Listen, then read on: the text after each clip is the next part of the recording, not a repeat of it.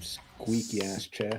So let's get the action going, everybody, and welcome to another lovely Saturday with WARNO League action. And this is going to be the last weekend of the group stage. So we're going to get into the important parts and bits here, and we're going in with Cheesh versus Medinator.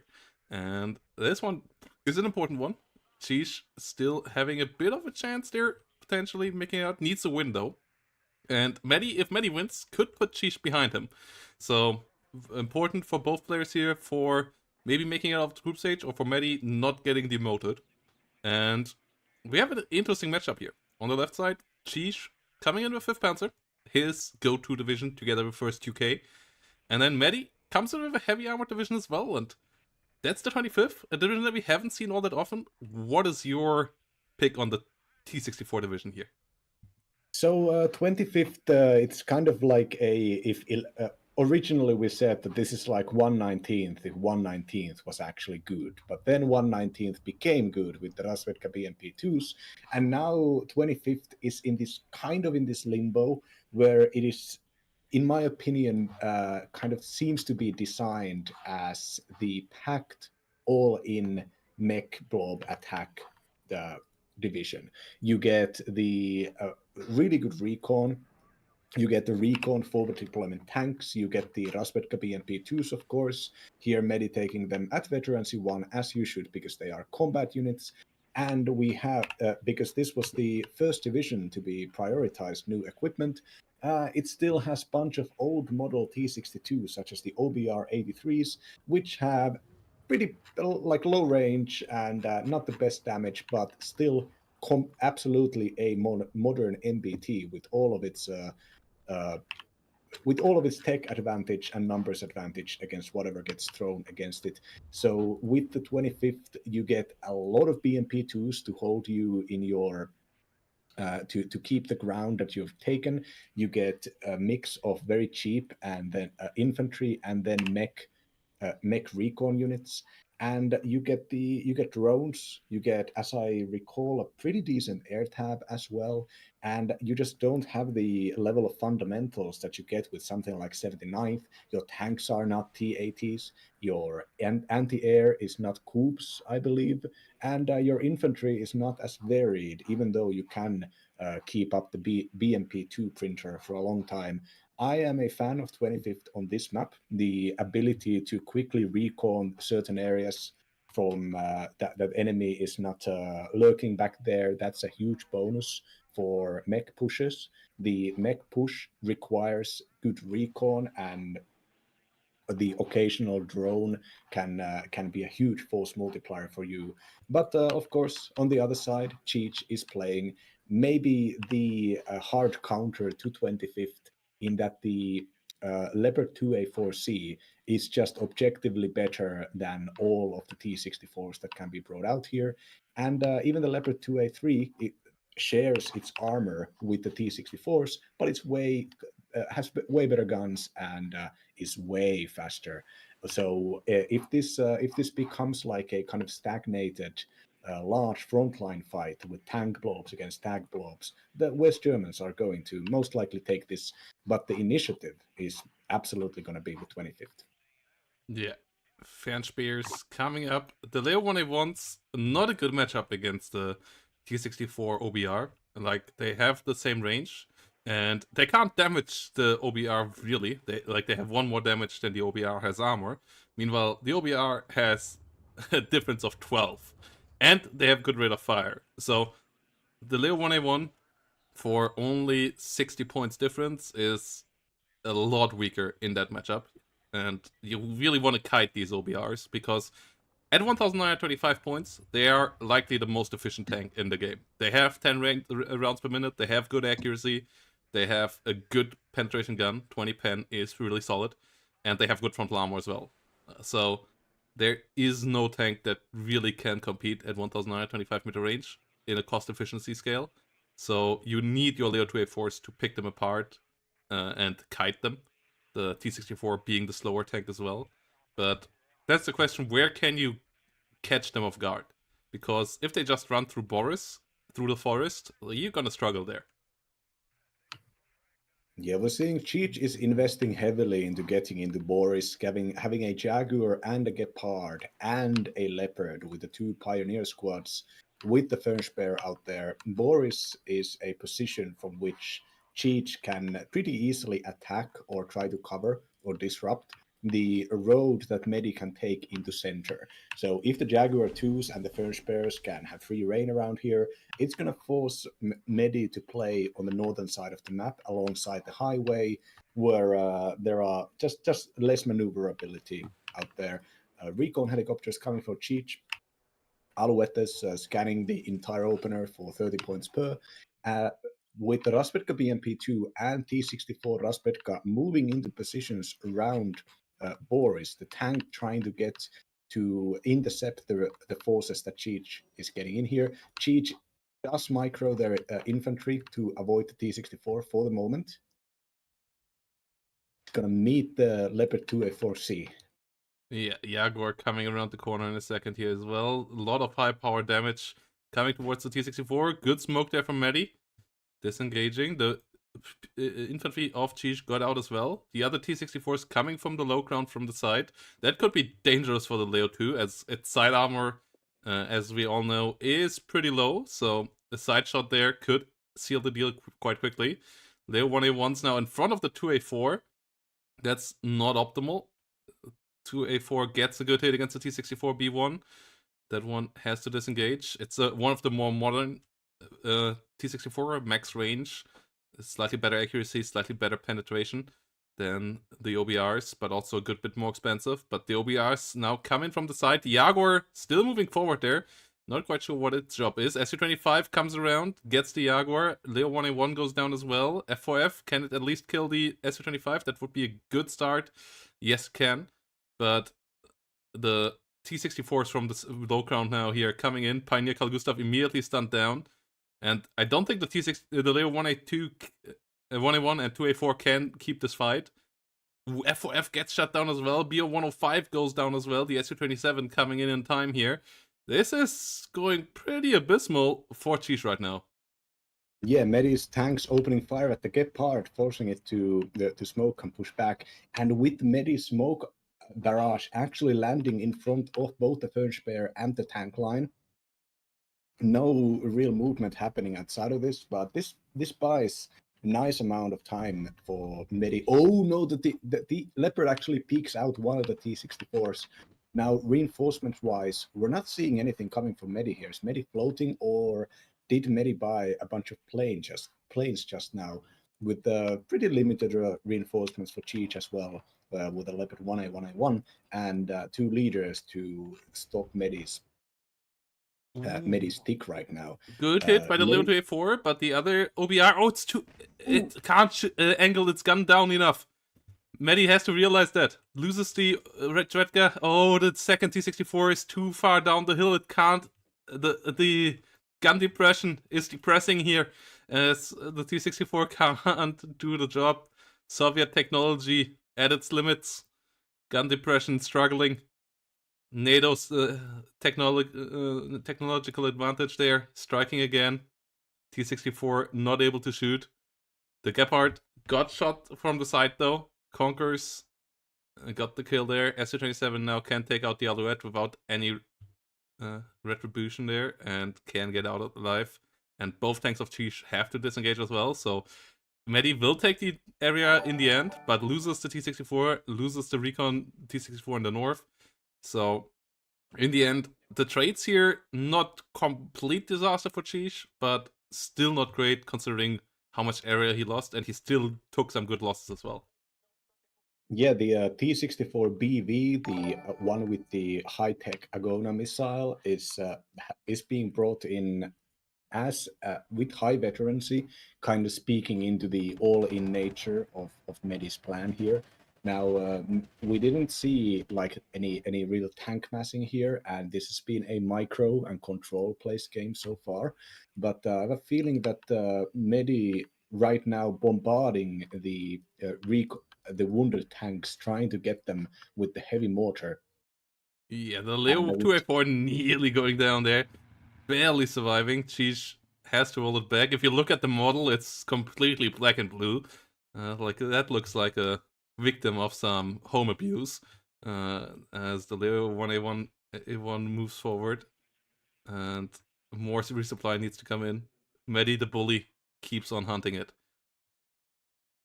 Yeah, just physically pushing them back is relevant. It means that whenever they need to respond to something, there's going to be like a 15-second time for them to move out there, which also increases the likelihood that some of Medi's ATGMs can fire at them while they move.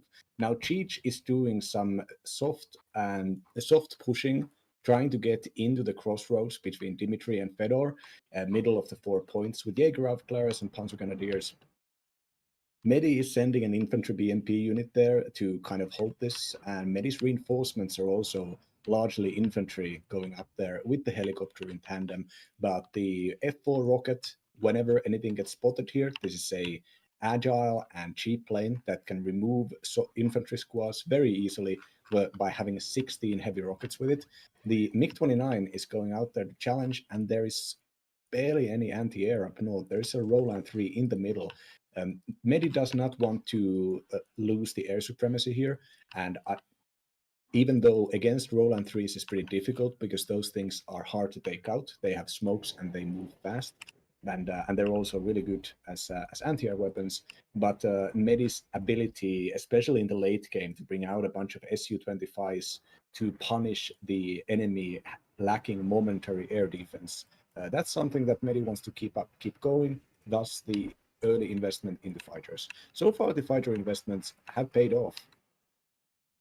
Yeah, F4F falling back. Roland get a good hit against the MiG-29, but it barely survives there. Will get out alive. Leo 1A1 and looks getting slapped by the Conquerors down in the south. Medi Cheech realizing what's going on there, getting in an Alouette. Leo 1A1 going down in the north means that Medi likely gonna keep the upper hand in that area. Mi-24V rocket, not much there that can stop that. Kills the Führungs immediately as well. That means Cheech has to get some W's here in the middle. Leo 2A4s need to do some work. The first Unimog supply truck fully used up, and the Leos still need more. Mancut 6x6 coming up to fix that situation. As the Leo 2A4 that is still in the middle has to run back from a Concourse. Yeah, fifth currently struggling to get enough onto the board in the spread out situation that you often get on this map, especially if air gets involved on top of all of this. And you have to invest into that as well. Rolands have to disengage away from a T-64. I'm not sure if they can survive here. ATGM flies out. Roland has smoke now, but it's not using it. ATGM will miss though. Leo 2A4 could maybe come around again, but the plane did survive here on the other side as well. 2A4 against the T-64B. The BV is highly outclassed here. Lower accuracy, lower pen, lower armor. So has to take disengage there. Can only really work with the Agona. The Agona missile can be helpful. Ooh, good side shot from the 1A1A1. But not enough to finish it off. Conquers blocks the Leo 2A4 from moving out again. Good positioning with the ATGMs by Medi across the board. Igla comes in to stop the Alouette in the south from seeing the Conquerors. So, yeah, Medi has all of this planned out. Seed coming around. Oh, this could be deadly. Roland did turn off, but the missile did miss. Turned off a bit too slowly. Just in time. Cheech was so close to losing something there. Immediately turned them both on. And now Gepard getting taken out, but I'm not sure if that was by the seed. It was something else. Yeah, no, those was the BMP2s that are coming over the hill now. Jaguar is around. It's not spotted yet. BMP2s have no recon with them. One of them might go down. Yes, that's a good start. Panzer Grenadiers helping out. But there is still an Mi-24 that the Gepard was trying to hunt down. And that's a big issue. Nothing there to stop that. +2 for Medi. And 5th Panzer here really stretched thin by the slightly more affordable 25th Panzer. Or 25th Tankovi. The 25th Panzer, the BMP2s especially, the Conqueror's missiles can penetrate basically all the tanks outside of the Leopard 2A4C. And the vehicles, the Marders, the Fuchses are all secondary to the BMP2. So as long as Medi can keep up this air, the ability to deal damage in the air, the MiG-27 Seed and the Su-25 and the MiG-24B, these are all like core parts of these attacks, with the Phantom getting a really, really good kill there for itself. And almost the second one. Can it hunt it down with the gun? Turning around for the Vulcan run. There is no fighter right now out, no AA on the ground, so it should just need a slight... No! Teleports away, and SU-37 is an evil one. Likely gonna get the F4F. Unfortunate there for Cheesh.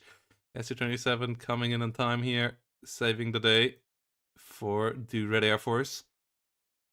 Now, the Schmel UAV is actually really nice against 5th Panzer, I realized in a couple of games ago, because their main anti-air is radar guided. Gepards and Rolands are radar guided, which means that they cannot really, they just cannot target the UAV. The UAV needs to be targeted by heat seekers. So that's where we have the Roland 2 coming out here. It is also, of course, not seedable.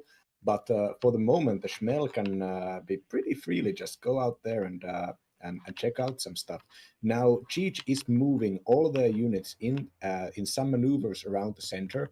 I think this is largely about countering the impending attack on Dimitri by Medi. If you have units controlling the middle area here, you can strike their flank and you can threaten them and cut their reinforcement road, even if they can get there. Oh, Leopard 2A3 in the zone getting bailed out with the Motostrelki doing damage to its front. Yeah, that's something you just always want to avoid. Tanks versus Soviet infantry. The RPG 7VL is a good RPG. It has good penetration power. It has solid range and accuracy. And we saw Leo 105 die into one of them earlier in the north. Tanks are not good in forests, especially not if you have no recon for them around at all. It's always really risky to bring Leo 2A3s directly to the front line with no support, and that got just punished massively. Medi is so close to winning this now, as the flanks are completely collapsing here, and Cheesh only has this force in the middle, and that needs to do something fast, as otherwise the positional play here and the envelopment that Medi can set up, plus the tick, will just finish it off here against Cheesh. Yeah, the first pair now engaging the Motostrelki and actually getting taken out by the rocket. But I gotta say, I'm really interested in this Medi turning his coat and trying to become a conventional player. This is not what we have used. I mean, it's of course not the first time we've seen Medi play standard or something resembling standard. But actually, 25th does have coups. Medi buying one now and losing the Su-27. But like this was pretty methodical. I mean, first you do the not all in, but the opener into Boris. You fight over the Boris with the smoke launchers and with the aircraft, and then you secure Boris, and then you build up a wide front line that kind of shaped like a concave. You get the infantry up north. Nothing here is taking the risks that we have seen Medi be taking. And what is Medi's trademark, really? And I think this is kind of him recognizing he's not going to stay in Division 1 for long if every single game is going to be some kind of a freak helicopter attack. Yeah, we see more pushes coming around. Motostrelki going down. Master S, really good artillery now on the battlefield as well. Not something that we see all that many times out of Medi, but they were doing the work here. The Leos and Rolands are constantly pushed back and routed. Will need repair, mean they can't participate in anything. Master S, autoloader artillery, really strong one. Only issue with these guys is they don't have smoke rounds for their caliber. And can only use smoke as a defensive tool on their own. But as their HE damage is already high enough, you don't really need to use them for smoke anyway. And Leo 185 here now, pushing around versus the BMP2s, they need to be successful there. They need to clean the house up north. If Cheesh can get rid of the vehicles there, maybe then flank center from the northern part, that could still be a way. But with the artillery, with the air supremacy, like Medi has everything set up for controlling the long term, and if the units are allowed to flow in like they're doing right now, if T64 numbers and BMP2 numbers get too high, there's just no way 5th Panzer smashing through here. Yeah, the Mi-24V rocket kind of patrolling in the back lines with its 2,800 meter 8 Kokon missiles. It does not outrate the Gepard, but it does, and all the Rolands, but it's still longer than the best range that you can have with a helicopter ATGM. And the Mi-24V just moving back constantly whenever the Gepard gets spotted, forcing Cheech to put the kind of weak 3 armor Gepards out there in the front line. And now BMP gets a free kill on a Roland 2, and the BMP kill zone is prepared here. They are all just slightly out of range, but if Medi gives the command, if the enemy pushes, there are suddenly Conqueror's missiles flying from everywhere.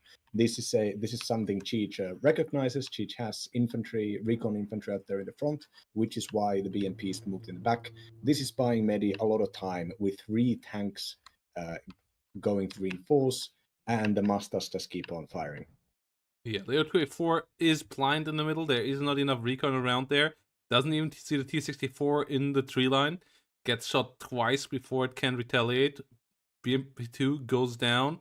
Leo 185 has to be careful. Armor explosion does a good amount of damage. But we have some MiG-29s and Su-27 just keeping away enemy planes and helicopters. And there comes the Su-25 follow-up. The Rolands are all still in the rear, all still pretty stressed out. So the Leo 284C and the Jaguar are in danger. Su-25 finds the first Leo 181, 185 goes down in the north. The trades here just not going Chi's way at all. And it's the T-64BV sits here, holding the line. ATGM comes towards Leo 181, gets the kill there as well. Oh no, this is not Chi's 5th Panzer game. The clean playstyle with frontline action, bit by bit, that Chi usually wants to establish, just hard to do against Medi. And then Medi finds a way. He plays it more standard in the setup, but he still plays it in a classic Medi aggressive way. Like there's constant pressure on every single flank, and I really love to see that. Oh, with the seed plane coming out now, Roland's not turned off. And I also want to bring attention to Medi constantly microing the Conquerors and Igla units southwest. The force intercepting the reinforced route has been hunted by Cheat for so many times, so long, and this unit just gets remicroed and changes its positions constantly. Like that sort of stuff. Seeing it from Medi is just empowering, really. Seedplane coming forward, gets the roll on 3. Layer 2A3 leader goes down as well. Yeah, this is not the cheese game that they planned for. Commentatura going down as the only unit in a long while that actually died for Medi. And there is no good AA setup. The fighters all got pushed back. 5th Panzer's fighters not the best in the first play. The air investment maybe a bit too high in general. Maybe should have relied more on Rolands and not invested into F4Fs that early. Maybe go a bit more of like some normal meeting units like Marder infantry going around and having a bit better spread, having a bit better protection for all those light tanks and heavy tanks that came around, as those just got overrun by infantry too many times. And that's what Medi wants to do, right? Like Medi always wants to spread you thin and then just run a unit in that can kill you in CQC in a spot where you don't expect it to be. And for that, you need to have the picket lines. You need to have some infantry on the side in IFV that can just shred a infantry pushing over the open. Leo 284C goes down to a BMP2 side shot here. Yeah, this is pretty much it now. Yeah, this being so well planned out, Medi not getting locked down into any bad engagements, constantly having the initiative, constantly being the one that decides where the game is going to happen. That is something that anybody can do with most divisions if you trade up. If you trade up and you know you traded up, that's when you basically get to click around knowing that the enemy, whatever you build up, the enemy is going to have to deal with it in a moment. And Medi despite not getting like unquestioned victories in the opener, the smoke play and the micro just gave him enough of an edge to build up this really wide front line. And by the time the SU-25 was shown, there was the 2 Roland 3 investment, which was, I mean, it was a hit on Cheech's tempo, absolutely, after losing those core units. But also it basically, the existence of the SU-25 meant that any time the Leopard 2A4s or Leopard 2A3s were going to move out, they were going to have to be preceded by recon. And after the Alouettes get taken out, the best recon to do that would be Furchbear and Rassips. And so that's just an extra step before you can even start positioning yourself or even try to do any kind of engagements. The existence of SU-25 just complicates the matter so much. And you're probably right about the air investment not being the best, because your enemy is running an SU-27. But on the other hand, if you are trying to do damage early on as 5th Panzer, your choices are either mech blobbing or using the rocket planes. You don't really have the methods to respond if you can't mech blob. Yeah, and that leads us here to game number 2, where Medi now could overtake Sheesh in the group. Both are not making it into the playoffs, but it's about now who gets eliminated in game number 2.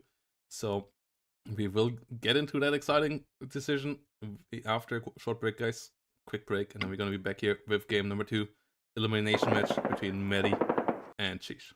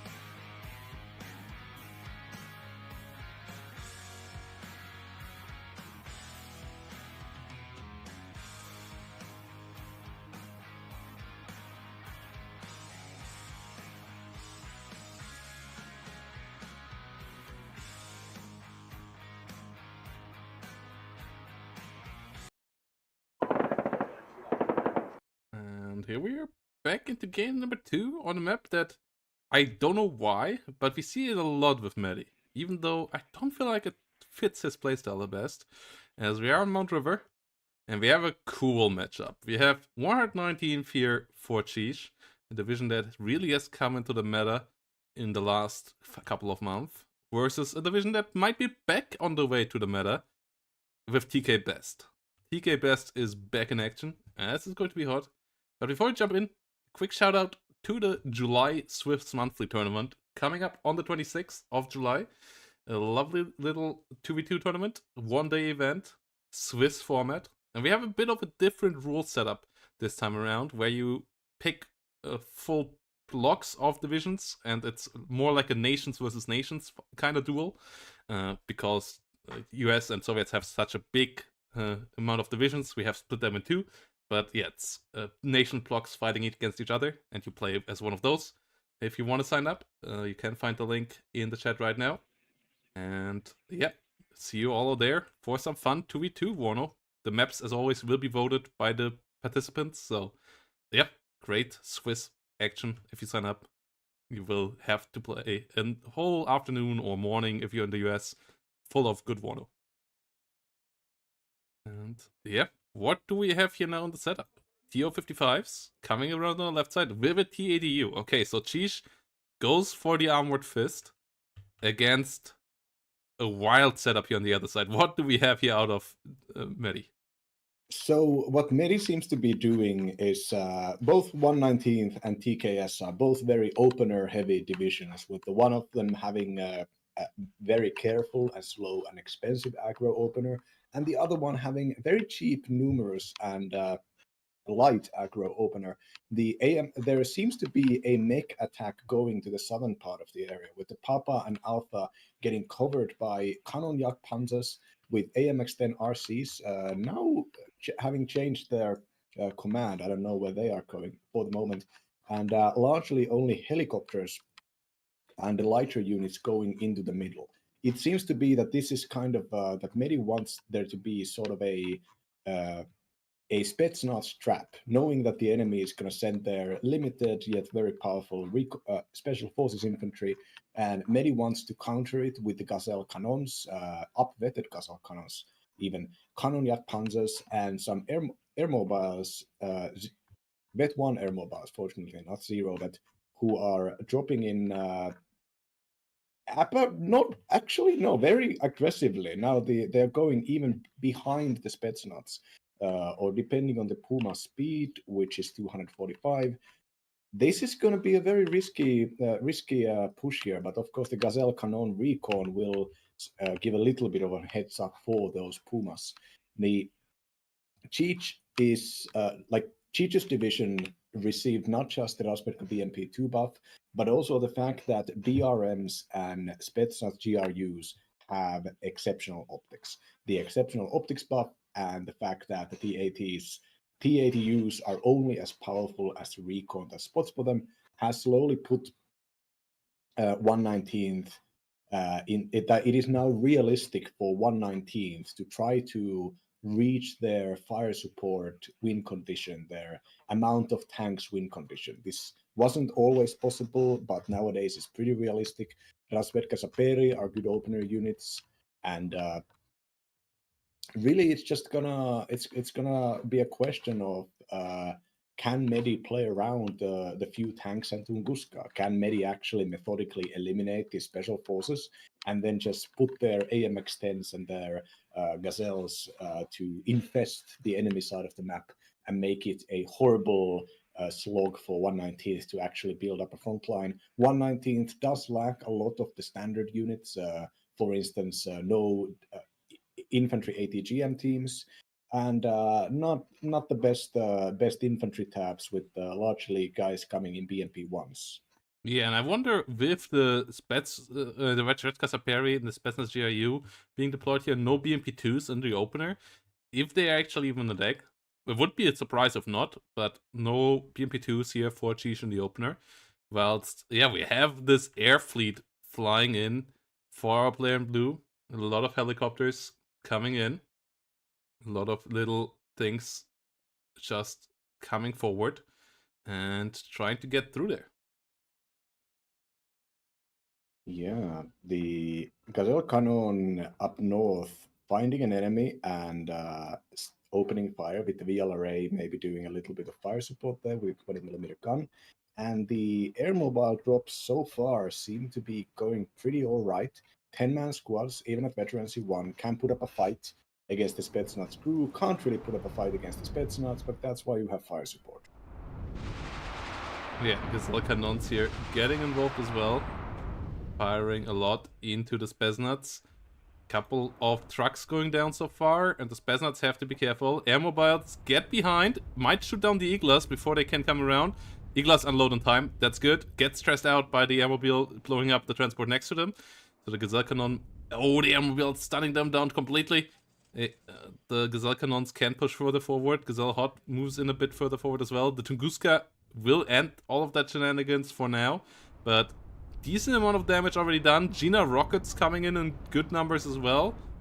Not achieving all that much yet though. As we in the meantime have a bit of a push in the north as well. Gazelle Cannons there go down.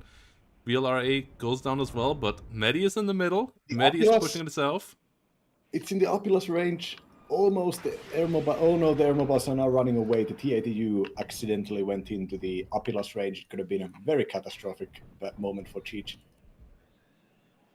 Yeah, Gina rocket coming in. Will move around here. Get picked off. Tunguska pushing it all back. Kanonjak Panzer moving slowly in as well.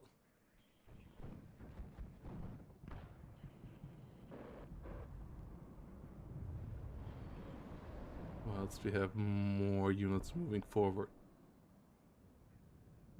Reinforcements-wise, Medi is buying the recently buffed M48 Patton reservist tanks, and also a Starfighter F-104. Yeah, SU-27 coming around here. More units have to disengage.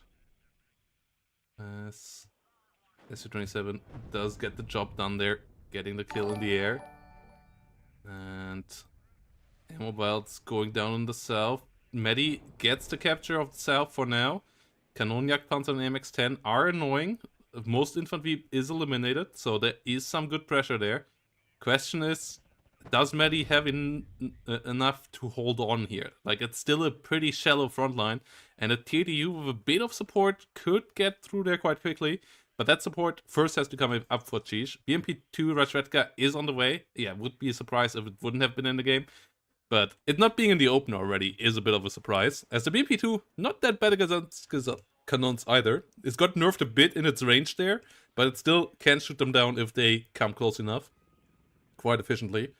And yeah, Kanonjak Panzers, they can't do anything against the T-80U unless they get some lucky side shots. So there's only a limited amount of tools that actually can deal with those heavy tanks in your TK best. And the question is, can you set them up nicely enough, or can the T-80Us over time still just smack you into pieces? Yeah, P4 Milans, Milan 2s, Hot 2 missiles with the Gazelles, that's an Apilus with air mobiles. That really is what you get.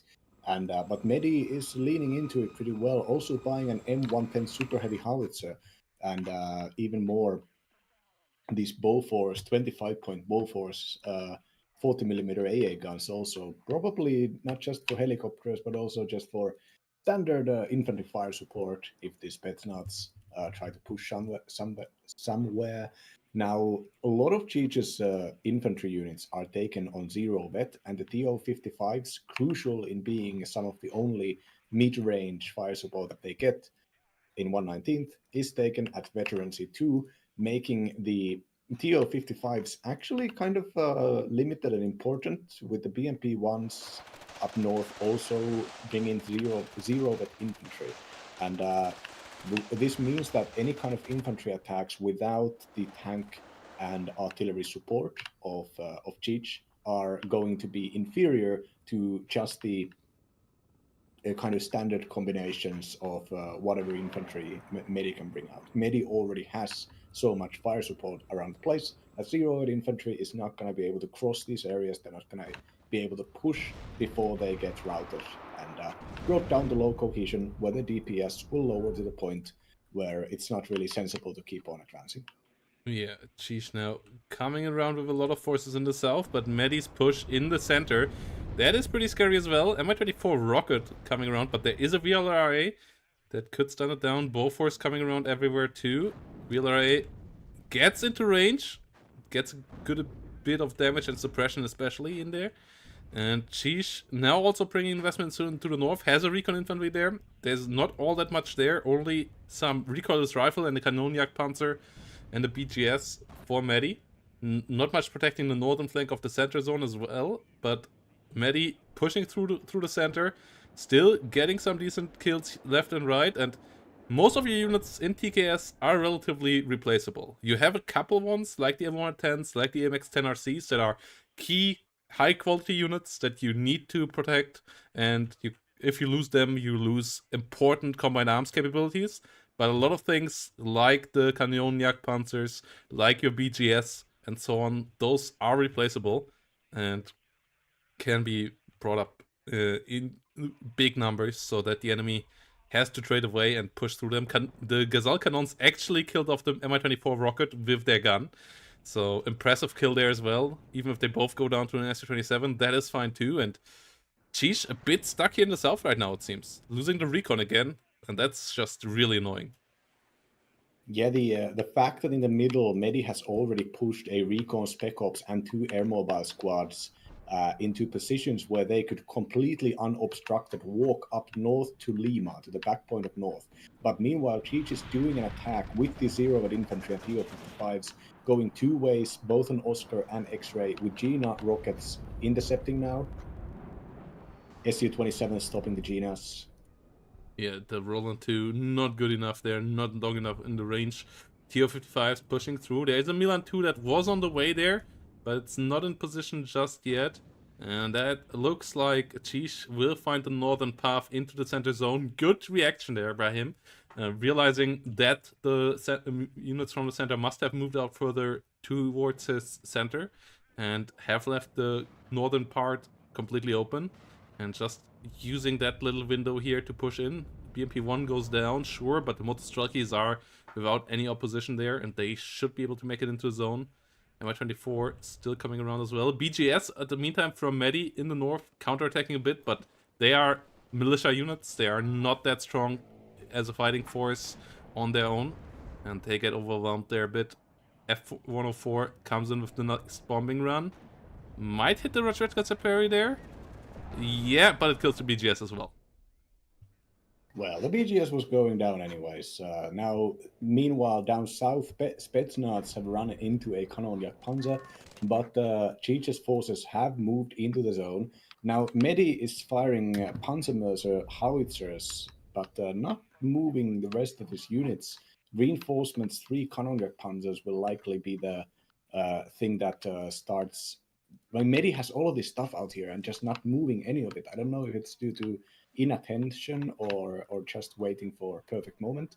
But so far, Cheech has stopped and is holding at -2 right now.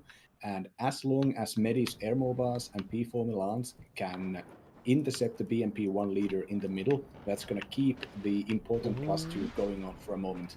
But the air superiority fighters here coming in hot. No IHawks on the battlefield yet. No Roland 3s either, only Roland 2s. So the helicopters are easily intercepted, and the BMP-1 KR seems to be on the way through. I don't think there's anything that will stop it in time. Gazelle Hot is coming around, but the Su-27 are still there. And it's only 1 Roland 2 here that is not good enough to stop these high-quality fighters. F-104 Starfighter actually coming in here. That's a bit suicidal out of Medi. It is faster than the Su-27. Yeah, but it has no guns to hit with, and shitty missiles. And the Su-27's colleague there comes in, kills it off. Yeah, bit of a misinvestment there. CV goes down in the center for Medi as well, and this is always the issue with TKS. If you overextend and run out of steam, then your combined arms is just, in a base fight, weaker than 90% of divisions out there. Maybe even 90%, because you're better than the airborne ones. But against a lot of divisions, if you run out of steam, that combined arms play is not your forte. So you want to dodge that. You want to get into the quirky games again, but have to be careful to not try too hard and just run out of even more units and even more steam by throwing your stuff away. And that's kind of what it feels like for Medi here right now. Using a bit too many weird engagements. At least gets the BRM-1K here in the center again. His units are still around, but running now back into the zone where he knows there's a BMP-1, where he knows there's a TO-55, that's not going to work. The air mobiles just giving up their position there.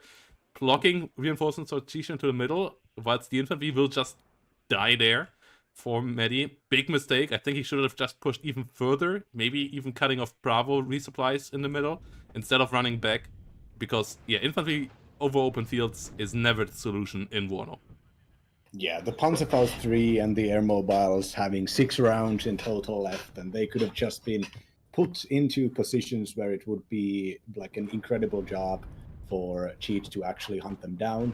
And with those high-tech AT weapons, they could have gotten maybe the Rasvetka BMP2 that is currently, coming in, maybe even the T80. Meanwhile, attack happening down south with Cheech pushing in with the Sapere RPO and the Spetsnaz. Now, Medi's defenses are responding and getting some damage down here. Hot 2 stunning out the ATU, but with the losses recently and the losses in this engagement happening, the OP Spetsnaz getting in the southernmost corner, this is Medi unlikely to get back into these positions anymore. Yes, the engagement here was just the exact one that Cheech was hoping for. Frontal engagements against the light tanks of TKS. No side shot potential there. Great, well spotted out by Cheech. The recon did move to the flanks, and the TDU could just take apart tanks that can't even penetrate it. And it was all eaten up here. Finally, an SU-27 going down here. Finally, 1 kill here for Medi after 2 minutes of just taking an insane amount of losses. Like, that was 15 units or so going down there for Medi with only 1 kill on to the other side. And that is obviously far from ideal, even with the cost difference on the average unit between these two divisions. And the TADUs are on the battlefield now, 2 of them here.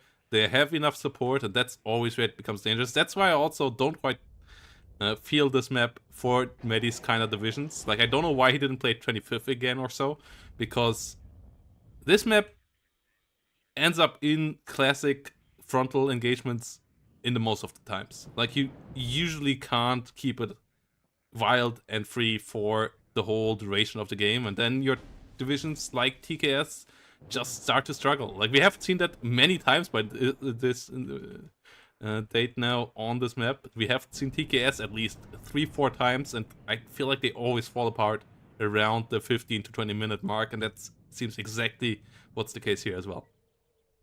Yeah, do we know who counterpicked and who picked? I'm not sure. No, we don't know it for this case, but like I feel like I mean, it has not much to do with counterpick. It has more to do with the map was known before they picked the divisions. So yeah, just don't pick TKS on this map. Like, obviously in ranked you can't choose it. Here you can choose it, and it might feel good for the opener. And it has looked pretty good in the openers in the other games that we casted of TKS on this map as well. But I will have to check in with with our statistics from the last couple of seasons, but I believe TKS has a 0% win rate on this map in League. And that just makes absolute sense, because it is a division that wants it wide. It is a division that wants it a bit freaky. And the map allows for that in the first 5 minutes. And that's why people pick it. That's why people still get baited into it, it feels like. But the last 30 minutes of this game are usually pretty classic forward plops running into each other, and that's where TKS just doesn't have it. Yeah, I can imagine Medi taking countering 119th pick with a TKS, but like it really is just do or die. Like with TKS, few minutes ago we saw that there were positions, there were engagements, there was momentum for Medi, and then it all just disappeared, just went away. There was no follow up, and the only thing that really could have been there, in my opinion, would have been the like complete takeover of all space by ATGMs, the ATGM lining and creating a huge concave around the place. That could have been something, but Cheech traded well enough to force a bunch of air investments, and the air investments probably just took away a lot of the momentum that could have been there in defense, because the air is kind of the tool that you want to use to punish the enemy for doing like side attacks or just keeping up your own initiative. But unfortunately, Su-27s not. Would you say the best fighter is 260, so you can buy it once per month, once per minute? It's got incredible number of missiles, all of which are like the best missiles in the game. Really, the R-73s as well as the R-27s. Yeah. I think the S27S is the best fighter in the game, together with its updated version in 157, Yeah, the T10. it does matter. But those are just absolute beasts. And yeah, the KD in the end here tells it all. Sheesh. Slaps TK best. I expected a bit more wild follow-up out of Medi. Like, Medi plays it a bit too safe again and gets punished for that maybe a bit as well. Like, the amount of vehicles, yes, but they... Like, you can't put Kanoniak Panzers frontally in front of a TADU. Like, if you want to deal with the TADU and the BMP2s even, you want to have the Kanoniak Panzers coming from the angle. They have the better stealth. That's the only advantage a Kanoniak Panzer gets over any other vehicle in the game. Like, or any other tank especially, because it has one of the weakest frontal armors and one of the weakest guns. So you need to use the stealth for the side shots, and that didn't happen here. And it went into frontal engagements, and there the whole thing just fell flat. And yeah, really good kills here by Cheesh. Really kept the cool after running into a couple of issues in the beginning. And with that, saved his spot in Division 1 for next season, having slightly more points than Medi. And Medi being back into Division 2, where he went really rampant last time. So, yeah, gonna be interesting to see if he can be the one that jumps back and forth between Division 1 and 2. I feel like that's really where it's just slightly where his place is. Like, he needs to get a slight bit better in the normal place if he wants to be a constant show up in Division 1. Yeah, I would like to think that if we saw like the 25th tank control on the same way that we saw in the last game, I think the Medic could have done something there. It's a very easy mistake that when you have a bunch of cheap tanks or cheap whatever units that you want to hold a front with, repeatedly we saw just more and more Kanonjak Panzers getting put out there. But in by the mid game, the Kanonjak Panzer was completely obsolete. When the enemy has like more than one tank, you're not going to be using those things anymore. And just investing more into anti-air, investing more into ATGMs, just trying to hold and prevent the engagements from happening. Medi, like the aggression we saw with 25th, Medi did not do the same mistakes, did not overextend with 25th. Just more standard Medi, please. Yeah, and that brings us 2 more games. We're gonna go into Lathans versus Joker Tart next, so that's gonna be a hot one as well. And yeah, we're gonna be in there after a short break. So don't you run away, guys. More WARNO League coming your way.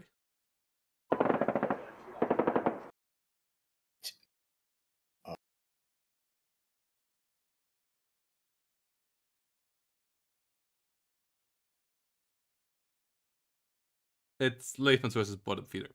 Sorry, guys.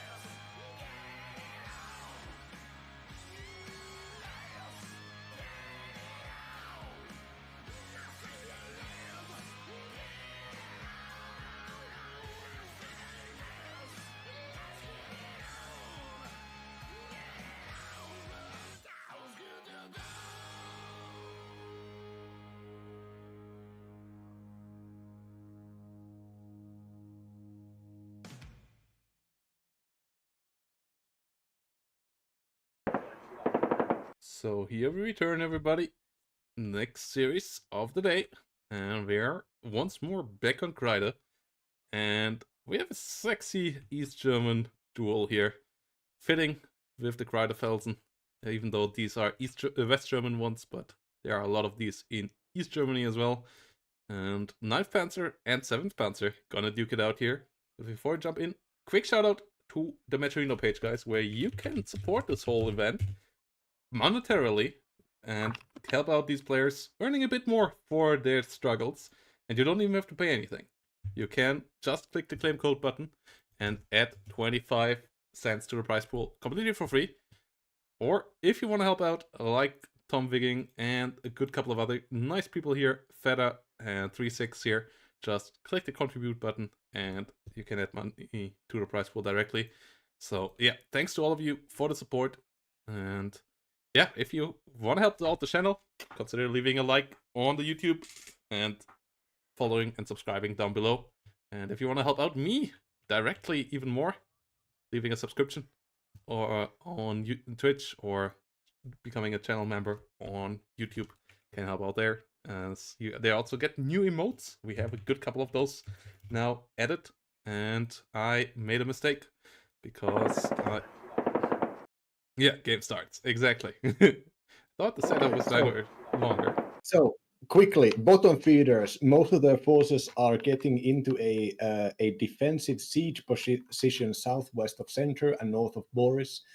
2 coup stack with a fighter, with Conquest missiles, E-class, basically a lot of defensive stuff, not a lot of tanks, T-72 MK, and Lathans taking a very defensive stances with a lot of infantry blocking the highway attack on Dmitry, 2 coups also with a limited amount of tanks, and neither side really wanting to open this with their own initiative, both of them waiting for the enemy to show themselves and then most likely planning to build up on whatever the enemy, whenever the enemy makes a mistake.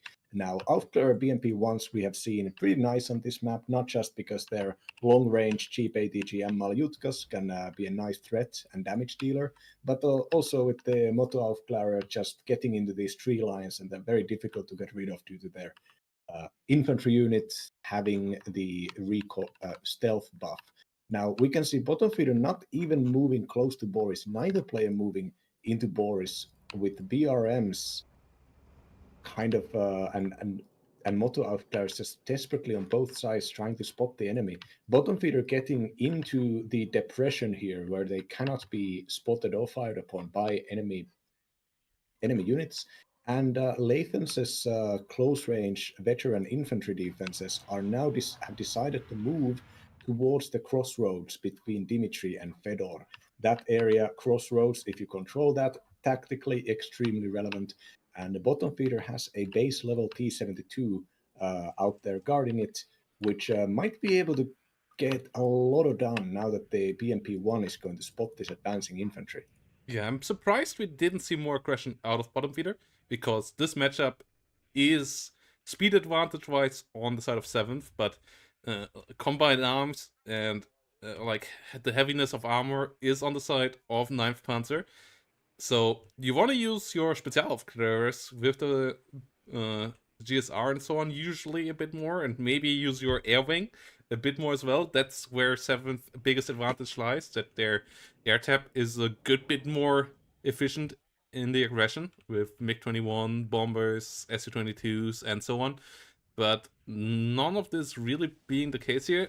Interesting start of a seed plane coming out as the first unit, but not really finding any kills there because Lathans did keep the coup turned off from the get-go. And they will now try to shoot down a MiG-21 and succeed. MiG-21 only 8 hit points, so it gets one-shotted there.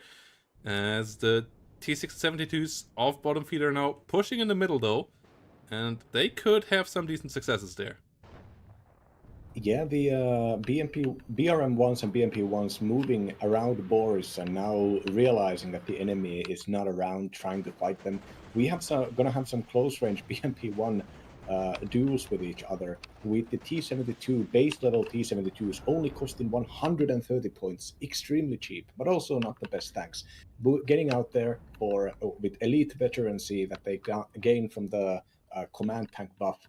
Now this here is 7th Panzer. Now this is pod racing. This is numbers of cheap high vet tanks that the attack, the aggro that you said that should happen happened only after like the first and second minute reinforcements actually arrived, and now bottom feeder seems to have gotten the hold of the situation right now. Lathans' troops have spread themselves in a pretty tight corridor in between Center and Dimitri. They have reached the crossroads, but they haven't been able to push forwards. With bottom feeder sending infantry reinforcements and even a rocket helicopter to guard these infantry from advancing. Meanwhile, Lathans completely relegating Boris, and with basically nothing here to prevent a breakthrough of Anna if a bottom feeder wants to keep going. Yeah, more units here slowly moving forward. We have T-72 MK moving around and slowly disengaging again out of the zone. But bottom feeder getting the southern forest in front of Boris, that is big. That could allow some side flanking because currently Lathan still has an easy access into center. But if bottom feeder maybe can push up into the forest north and between Boris and center, that could limit Lathan's access to the zone really heavily. Meanwhile, the rear zone hasn't been captured by bottom feeder, so Lathans isn't ticked down yet. Lathans also will get Gregory eventually, so bottom feeder should get a CV now. Yeah, SPW 40 coming around and will get forward to get those captures going. But on the other side, more T-72s MKs coming in. The first MEV. MEV has the smoke, has the better range and slightly better armor and penetration than the normal T-72. So there is an advantage there. And bottom feeder will have to use the numbers game here, which is going okay so far, but needs still a bit more value here, I think, to really set this up for good. Yeah, I love seeing bottom feeder play this kind of carefully. I say as the BM conquers, no, actually the Fagot missiles hit the front of the tanks, the risk of overextension is so huge. But bottom feeder is basically trying to hug the east side of the middle zone, just waiting for the enemy to push, just recognizing that Lathans is in a pretty bad tactical situation, with bottom feeders even Conqueror's unit moving to the southern corner of the zone, most likely going to be spotted and taken out by the Mi-24D. Oh no, the Aufklärers actually are not spotting this. And reinforcements, 4 Conquerors carriers coming for bottom feeder. Bottom feeder is turtling now. Now is the time to turtle. Yeah, and maybe try to get some nice flanks. There is a Malyutka SPW in the south, so a full flank through the south likely not going to be possible. Lathan's set that up quite nicely. And yeah, we still have a +1 right now for Lathans, as bottom feeder hasn't gotten the point at Feodor yet. The center point is contested again, so bottom feeder not really in the position to turtle yet in my eyes. And that makes me a bit concerned, because they still need to get some kills. Like, the DM Conquerors, or SPW 40 Conquerors in this case, can be used as support for your T-72s as well, but they're currently going into more defensive spots. Like, they're not going to be the ATGM wall behind the T-72s. That's, I feel like, where they should be right now. Just spamming ATGMs from there and just helping out, pushing through center, or helping out with the real flank through the south. Because the north is Lathan's territory, and bottom feeder won't get that, so center is the necessary point to get the advantage here and push on with this game. Yeah, a lot of mech coming for Lathans to hold Anna and probably to counterattack Boris after some time. Standard combinations of BMP-1Cs, BMP-2 and BRMs with these high vet move to T-72s. These are 50 points more expensive than the cheapest T-72s on bottom feeder side, but these things also are a better range. They have smoke launchers, so the 50 points is very valuable here. Yeah, it would be also interesting to hear, Chad, which of the two divisions do you see as the better one right now? Because obviously, there was a time when Ninth came out, it was just seen as the better division, but its T-72s have been nerfed. The base T-72 in 7th hasn't been. The M has been nerfed on the other side as well, but also 7th has gotten a couple of other slight buffs to its air and so on. And I have seen there be a couple of different opinions about that, as they just fit quite different playstyles as well. Like, which one do you see as the more meta right now? I mean, 7th, absolutely. Aggro is the meta, and 7th is the aggro. 7th the airplanes, especially, are very relevant. The core strength of East German infantry is still with 7th, even if you don't have the BMP2s. BMP1s are pretty value nowadays, so they're not the worst choice to have around. And both of the sides have similar support equipment, decent artillery, decent AA. I mean, of course, it really is going to depend. Are you going to play it slow or play it fast? That is the decision. And and Ninth has combinations of units that you can do a lot of stuff with, even in aggro, even in relative aggro, as we have seen Pro Comi play it, for instance. But I'd still say, yeah, the meta pick is 7th. 7th is easier to play. It's more straightforward. Just more immediate solutions. Yeah, with the Brokawi picks though, with the T-72S and so on, I'm not sure about that. Like, I feel like there is, like, even with the aggression, I feel like, yeah, everybody is copying Skific, and obviously Skific is doing a lot of things right, but that's just because Procomi and so on are currently not as flashy and playing as much. The question is their playstyle really weaker or are they just not playing as much as Skific right now and aren't as much in our face? And everybody copying Skific on the ladder right now is a big thing. And yes, Ninth has the T-72S, which we haven't seen yet. Lathans still believer in the MEV, even after the nerf. They are for sure still powerful when it comes to their main gun, but 180 points is quite a price, so it's going to be interesting to see. BMP1 coming around here, but yeah, bottom feeder seems to be a bit stuck right now. The counterattack now with the big T-72 block coming through the south. There is recon in front of it, and there's only Conkers for bottom feeder. They are in gun range. This is a mistake. These fights should not happen. Losing 2 units there completely for free. The Conkers in the south are too close as well. They will be spotted and hit by guns as well. Seed plane won't find anything of value here. Oh, big mistake by Lathans. Popping so much smoke. A lot of supply gone there. Good amount of time to resupply all that smoke. Lathans with the panic click there, expecting the S-22 to be a AT, not a seed. The seed plane actually dying to the coops there. Unfortunate, really unlucky there. Max range coop shots killing that off. So bottom feeder losing his seed plane there. Mi8 coming forward. Mi8 versus the infantry. But bottom feeder, I feel like, needs to do more pressure in the center. Has his plot behind the forest, but needs to move the Modschützen forward, needs to move his tanks forward right through the forest then, and really start to take the center here. But it's not looking great for bottom feeder, considering how Lathans has managed to fill all the gaps in the defenses here.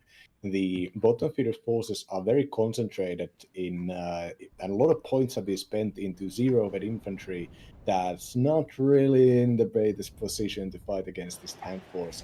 Now, bottom feeder's tanks are pushing out there, and they are getting into both. They were spotted by the BRM. This BRM is done now. There are still recon units around, Outclarers and UASs, but for the moment here, bottom feeder seems to be able to beat, yes, the BMP1 spamming down a T-72 here with the Maljutka Ms.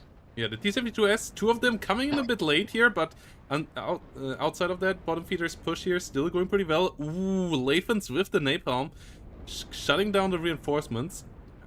a bit off target. If he would have put that into the forest, that could have been hindering this push really hard. Lathans coming in a bit late with that.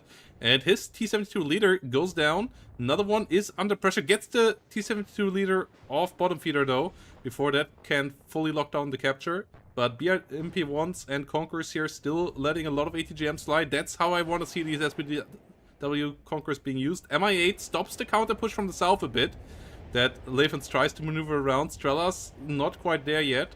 And there is a storm now on the defense. Ooh, T-72M off bottom feeder drives into the napalm, gets damaged. And no T-72S though on the battlefield here to hold on. T-72S with their fast flying, hard hitting ATGM could have been quite helpful. Ooh, Strela gets bullied by the MI8, but the MI8 runs out of rockets before it can get the kill. Still, good job done there. S-22AT off Lathans gets pushed back. And the bottom feeder BMP-1 push does continue. Unfortunate for bottom feeder that his CV tank went down before he could get the capture in the center. Otherwise, he would have a tick right now. But is at least getting the ground, is at least getting the positions in the middle that I was talking about. And now has a really solid state here. Still needs to be careful, not overextending there. But the trade's absolutely in favor of our player in red here. Yeah, now the napalm is actually aiming at the southern part of that forest that you pointed out, and there is an aufklärer here in a very good position for Lathans that has not been spotted. If the Motorschützen start moving in the zone, that could be crucial, but the Motorschützen are getting taken out by the napalm battery here. Now, meanwhile, bottom feeders, infantry, and BMPs are moving to secure even more sightlines, forcing these repairing tanks to get even further away alongside the coups. So bottom feeder here with the aggression seems to be doing pretty well. Lathans is, I think the south was attacked on Lathans. I was in my mind betting that was going to be the one. Alongside with the infantry and the motor aufklärer, they would just go and capture the southern part of the zone. But the rocket helicopter was just enough to suppress them and keep them back. And none of them really have taken any damage. They've all recovered their cohesion by now, and now they're rejoining the fight. The Sturm here in a very nice defense in depth location. Meanwhile, the napalm is also targeting another one of these zones. This time the one that kind of got exploited by the BMP-1 movement. Bottom feeder is now doing an all-out movement forwards, realizing that sitting back is not the vibe. Yep. Conquerors getting engaged here, but the Storm and the BMP-1s in the center for Lathans doing a lot of work there. All the ATGM vehicles dying. 5 ATGM vehicles, 3 Conquerors, and 2 BMP-1s going down there within seconds. 2 more Conquerors, SPWs still around, but the ATGM wall that one bottom feeder, that engagement in the north, it's not there anymore. It's just got completely wiped out. Another one of the Conquerors going down, and now it's his low-range T-72Ms that are left here, and they don't control this open space nearly as well. And that's a big, big issue. T-72 still gets a decent hit there against the MEV, but it will be able to disengage. And yes, bottom feeder now has the +1 here, but might have to still pivot somewhere else. I don't think he will win the long game fights here around center with all his ATGMs taken away, and he will have to maybe swing north, like just slowly push the fights into the closer range engagements areas, and then eventually maybe give up center for the northern zone, because otherwise this could still become pretty painful for him if the Storms, the T-72Ss, and just the also superior T-72 MEVs here of Lathans are allowed to push forward.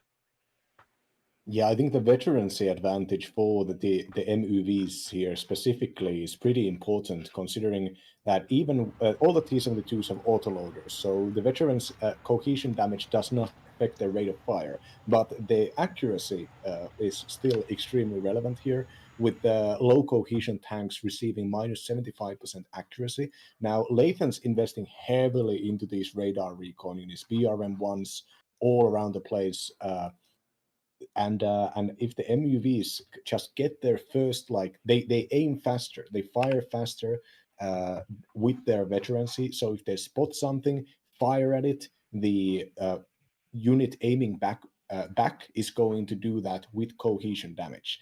And but Lathans' tanks are they're starting to get some damage here, and them being concentrated into these small groups is inherently a problem with the potential sideline ATGMs hitting them if they actually push further in. Yeah, artillery here. Off the 122mm howitzer of bottom feeder actually did a really good job throughout this game, stressing out enemies, slightly damaging the enemy everywhere. They didn't get all that many kills, but they have annoyed Lathans a good bit. But they obviously haven't been as impactful as the Napalm crud, but they can constantly shoot. They don't have a long reload time and so on. It enabled another great fight here. Lathans has to disengage, got stunned down by the artillery, and the T-72, even though slightly disadvantaged off bottom feeder there, able to pick off 2 T-72 off Lathans without any losses of their own. And those are the kind of traits that you need here if you want to be able to continue these fights. Conquerors gets the Storm as well. Yeah, bottom feeder might make this work. As I said, I think he is on a disadvantage. BMP2's coming around here now on the other side as well. That's a unit that you don't get as 7th. But if you can pick up enough units, then you still will have the numerical advantage, and that still will win you the game. So these pickups that bottom feeder is able to get here, another mod Aufklärer kill, that's a nice one as well. That might start to enable him to hold on for long enough. 20 minutes still to go. We are on the halfway mark, and a lot of units on both sides on the battlefield here. Yeah, it was bottom feeder taking out the Sturm in the tree line west of the zone that I think kind of was the proof that Lathans that he needs to retreat. The fact that there was recon coverage of that area that could take out the Sturm having mediocre stealth. This means that now the next line of Sturms and defenses are even further away from this. Like Lathans recognizes that having invested very heavily into the veterancy of these tanks means that he cannot afford to lose them. He needs his perfect engagements. And right now we have the highest tech tank here is the N1 T-72. And bottom feeder is fielding them. They have one more armor than the move. And that one more armor, especially on defense, does matter quite a lot. And as you said, the 122 howitzer here, I spotted the same thing as well. Constantly just bringing out light damage. It's a very cheap unit. It's a very effective, fast-firing unit, and it can keep up a cohesion damage, and it can stop units from repairing if the artillery strikes well. Yeah, it's a spiritual successor of what the priests and so on did for Starlag in Steel Division 2, plan that he brought in there. High veterancy, low numbers of howitzers. Like, this is a 2-vet 122mm. It's not the best howitzer, but it's a cheap howitzer, and with the high veterancy, it has an insanely quick aim time and a good reload time as well. So it can react to enemies standing still immediately and immediately annoy them. Having them pretty close to the front line helps out as well. The flight time is not all that long. Conquerors there of bottom feeders should get out of there. I don't think it will survive. Nope, it won't. And Lathans now has a big fleet coming in from the north. Good rotation here. Pushing away from the south, where there were a good couple of bottom feeders, ATGMs and recons coming around now. And moving up. First T-72 immediately gets picked off. There are still some Conquerors teams here in a picket line. Seed plane and cluster plane. Ooh, SR-22. Oh! Okay, this is not as bad as I thought it would have been. And it goes down. This could have been worse. If it would have hit a bit further back, it could have killed, I think, 2 more vehicles at least. But 2 kills still for that cluster. The coup well microed there. And the napalm does kill the forest position again. Really strong usage there of Lathans here with all of that stuff. And T-72's off bottom feeder now, rotating from behind the forest, but the Modschützen in here pushing forward. Those have RPG-27s. You don't want to get hit by that with a vehicle. Yes, they are short range, but in the forest that doesn't matter. And there is so much stuff from Lathans now pushing forward. Bottom feeder in a lot of trouble. Yeah, so Lathans only started moving after the napalm had finished its reload and aiming time, basically waiting for bottom feeder to move back into that position that he had left, and then to catch them all off with the napalm. And with Lathans moving all of their forces up north here, I think it's kind of a counter to the proven recon advantage in the southern area here, and also wanting to use the napalm in gathering the enemy into concentrated locations. Now you can see that the attack up northeast into Fedor is also defended by infantry in a tight tree line. And with this forest getting smoked off and with some minimal infantry for Lathans on the border of this town, now this is the moment when they need to move in without cover into close ranges, and the AT planes getting swatted out of the sky right now. Their job being to take out some crucial tanks before this here happens. Yeah, SU-22s, one of them even surviving, gets an Mi-24 shut down as well. And those were supposed to be just like constantly stunning down and forcing smokes out of the enemy. One of them still around, but it's the weaker one with only 4 missiles. And the MiG-23 coming in for it as well. Likely gonna go down here. The Coop's still reloading, but they should be able to get a missile out. And yes, they get the kill. But the blob is still moving forward. The blob of bottom feeder is around there still. There are still a couple of tanks left standing for him. 5 and the 6 coming in. 2 more on the way from the rear. So the blob is being reinforced here from both sides. There is a nice flanking Conqueror's SPW still around. So it's not all lost here from bottom feeder, but he is under a lot of pressure. Yeah, the special of Clara finally are in here. You would expect to see these units early in the opener, but I think bottom feeder probably didn't want to risk losing their best recon infantry against like a standard T-72 attack. And hold on, now we're seeing the tanks and units of Lathans moving in the crossroads here, but getting sighted by the Conquerors. Conquerors firing, missing. Wait, what is happening? What are they targeting here? They're trying to get the T-72s, but one of them broke line of sight, and that's why the missiles did go away. Conquerors got spotted by the Aufklärer afterwards as well. Artillery is coming around there again, but too accurate actually. It won't hit much there. Conquerors still moving around. The T-72s of bottom feeder realize they have to chase this down, otherwise this mech blob will be unpunishable if it just drives forward. So maybe getting some rear shots there could be possible now. Trying to chase all of this down. And, oh, this is going to be a wild fight. BMP-2s with Motto Schützen coming in. There are still Mod Schützen in this forest. They are only 2, but they have the RPG-27. It's a fast-firing 21 damage one that, if it gets side shots here, can just murder these T-72s. It gets a frontal hit, and it gets the one killed off. Gets another shot, gets another stun. The T-72s off bottom feeder coming around. Get some damage, but oh, the napalm coming around again, pushing back the Conquerors. The MTLBs have to be rotated around there. One Conquerors will go down. The T-72s off bottom feeder get hit by a lot of ATGMs there as well. And so far the trades here in favor of Lathans. Only a couple of Mod Schützen in front of these T-72s. Those don't have the RPG-27, and so they deal a good bit less damage with the RPG-7 VL. Not a bad one either. Does deal significant damage, but it won't kill off those T-72s, especially not frontally. And that's an issue here. Stun helps out. My kingdom for a cluster plane. My high-paying bureaucratic position at the Interior Ministry for a cluster plane right now, but bottom feeder. Like, this is so... Oh, there's no AA here, basically. Oh. Yeah, cluster plane could help out a lot, but it did die earlier, so a reinforcement, a new one would have had to be bought, and I don't think it has been. His artillery still really good at getting into solid spots with the shots. T-72M UV though, overwhelming the normal M1 on the other side. More Mod Schützen trying to run in there, trying to use their RPG.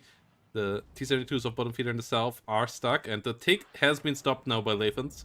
The zone is contested, so the take is still not going for Lathans, but 12 minutes to clear out the zone. The Mod Schützen of bottom feeder coming in, the BMP-1s moving around as well. Another T-72M here coming in. But as you said, a cluster plane, that could be so juicy here right now. But we don't see it yet. SPW-40 should move backwards there as well. Bottom feeder not with the best micro right now, will lose the CV, and that will enable the take. And the cluster plane is coming! Ooh. What is Wrong it targeting? target! It's wrong target, only targeting the street. And it gets the kill there, but that's not the significant target. T-72M gets caught with a side shot as well. And all the T-72s of Lathans still alive. They only eat frontal shots from the Modschützen. So that's not all that much of a problem for them.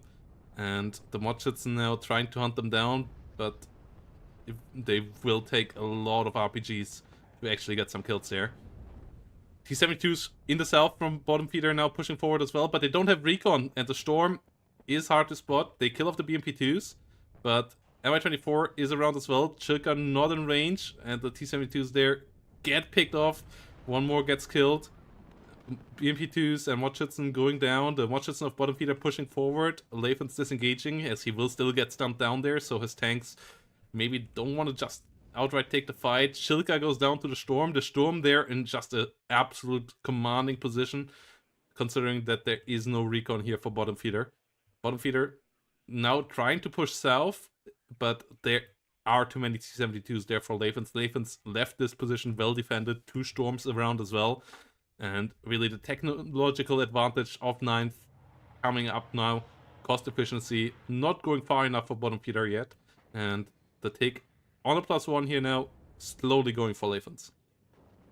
Yeah, with Lathans getting these Vet 1 Motorschützen here, this is there's very unlikely that bottom feeder will be able to infantry fight their way back there, not as long as the enemy also has the napalm artillery to punish any kind of concentrations.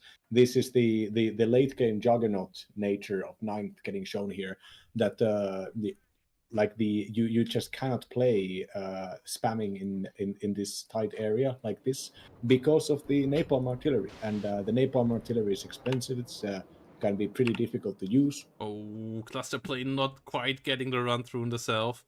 It would have not mattered all that much, but still could have maybe enabled some shenanigans towards the rear. Instead, the T-72M is completely unharmed. Conqueror's there getting involved against the BMP2. Modschützen not even hitting with its RPG, and there's just so much blue here now. There's now enough Modschützen to win the infantry fight for Lathans as well. No special infantry, anti-infantry here on the side of bottom feeder, so it's a pure numbers game, and the numbers are going... No, it's not just even a pure numbers game, it's also a veterancy game. I just see bottom feeders infantry all coming at 0 vet there, versus Lathans at 1 vet, so that's not going anywhere. Seedplane gets shut down in the south, and this is just not quite going far enough here for bottom feeder. Yeah, it's the way that Lathans planned this out, the way that Lathans just refused to take suboptimal engagements, left his positions, moved the group of units like very aggressively. Oh, actually counter batterying the napalm artillery. So there's at least something, and Lathans kept, like, you float like a butterfly and you sting like a very slow and methodical bee. You refuse to attack the position, even when the Lathans got those big hits with an napalm in the middle forest, and then there was the moment to push through. Those there was a possibility that the game could have just ended there with a little bit of a tank fight, but Lathans was not taking the risks. Lathans figured out that, well, I will simply take my entire force, repair it, and then move it to a different part of the map. And this was something that bottom feeder just couldn't punish. And after Lathans figured this out, everything's just been a slow grind against the superior force. 7th lacks the sorts of units, high altitude bombers, napalm, cluster, rocket artillery. None of this is with 7th. 7th is the aggressive special forces and helicopter using division instead. Yeah, and the CV here gets pushed out in the northern area, will enable the +1 again. It's not going to be a massive point lead here by Lathans in the end. And actually, if Bottom Feeder can hold on to only a +1 for Lathans and maybe can stop the tick for another couple of seconds. It is actually getting relatively close to a tie, but Bottom Feeder would need to be able to stop the tick for another minute or so because it's only 40 points per minute. So with 6 minutes, that's 6 by 4, quick math, only 240 points. So not all that much. And he needs more than 100 points more than Bottom Feeder here to get the round here. Yeah, now AT playing patrolling for Bottom Feeder here, but the BMP2 has pushed. There is map control and like mech exploitation by Lathans all around the place here. If you zoom out, you can see the concave of all concaves, and the fact that the fights on the secondary fronts here have still been going on, movement, picking out microing units, trying to take positions. And not just looking straightforwardly at the front line. The Pioneer Führer gets a bit too close there. The T-72s, they're actually picking off Modschützen quite nicely, but the Pioneer Führer has no smokes and will be picked off here by the Modschützen. And that means a new CV would be needed there. T-72 MK in the middle should stay there, and Lathans is about to get the +2, and that will change the dynamic here completely and get him to the point advantage a lot faster, especially if he gets the full zone and gets +3. But even +2 here for Lathans would be more than enough. And with the smoke play, that is possible. Bottom Feeder has no CV around there, so it's likely going to be the +3. And yeah, that just increases the tick speed here by a lot. And means that the worry about if you can get more than 100 points more than the opponent is not going to be all that relevant here.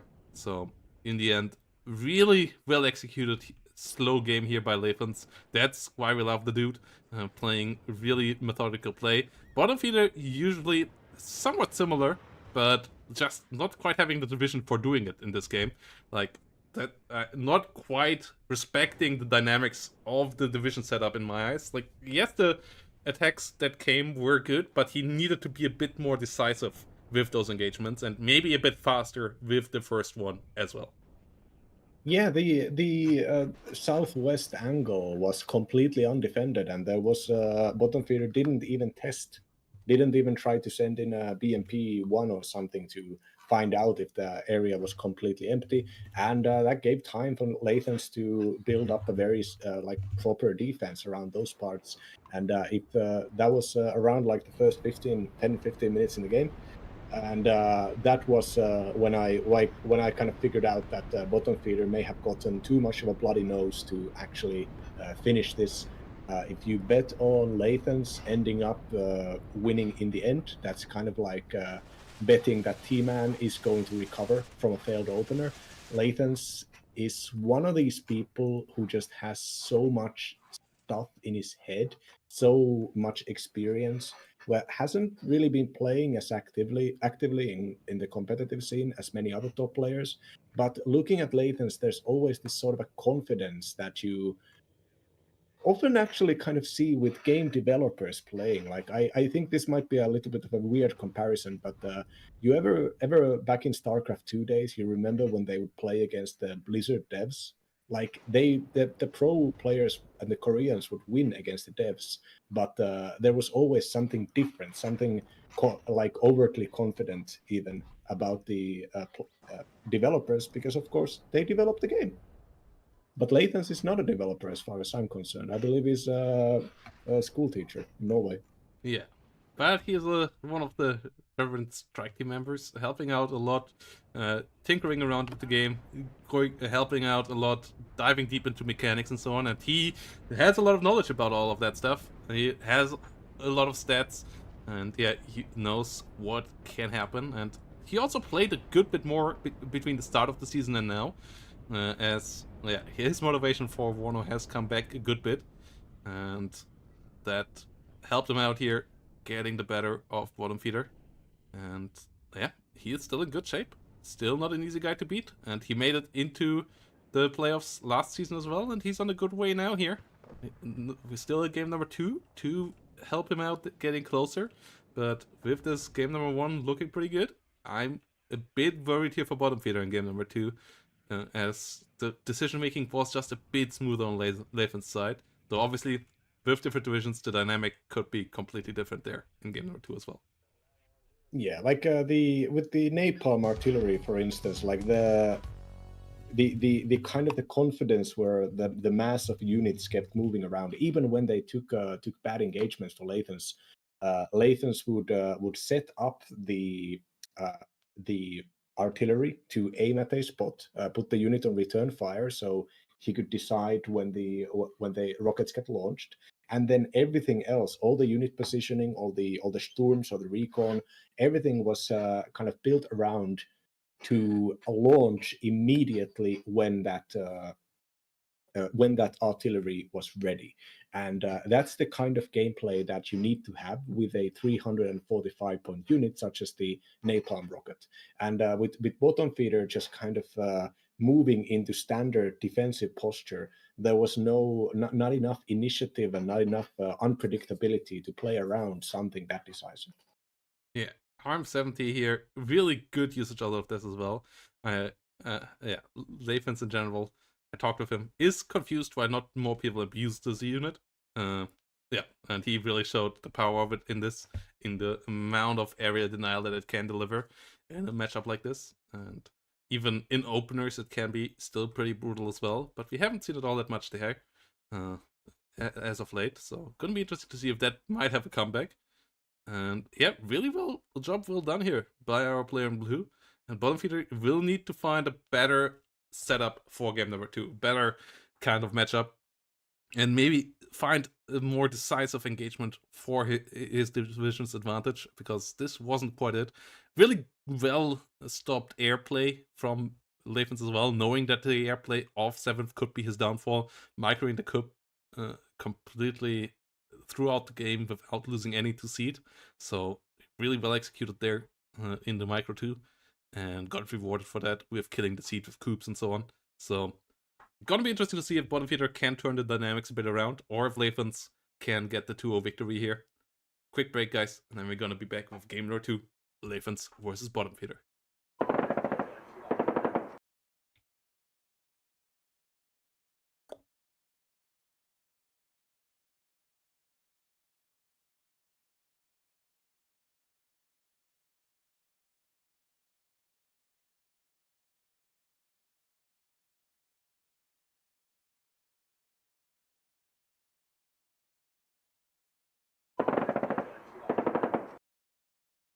So let's get back into urban frontlines, everybody.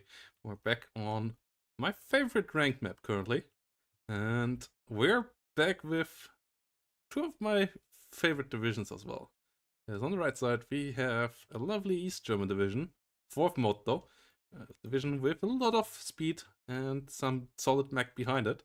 And then on the other side, we have a division that hasn't quite had its high yet, but it has come up from its deep low at launch, and that is 4th UK Armored. People have figured out how to play it. It has gotten a good amount of buffs, and it's gonna be interesting to see what it can perform here on urban frontlines.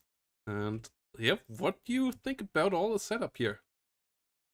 I think fourth motor. I'm sorry.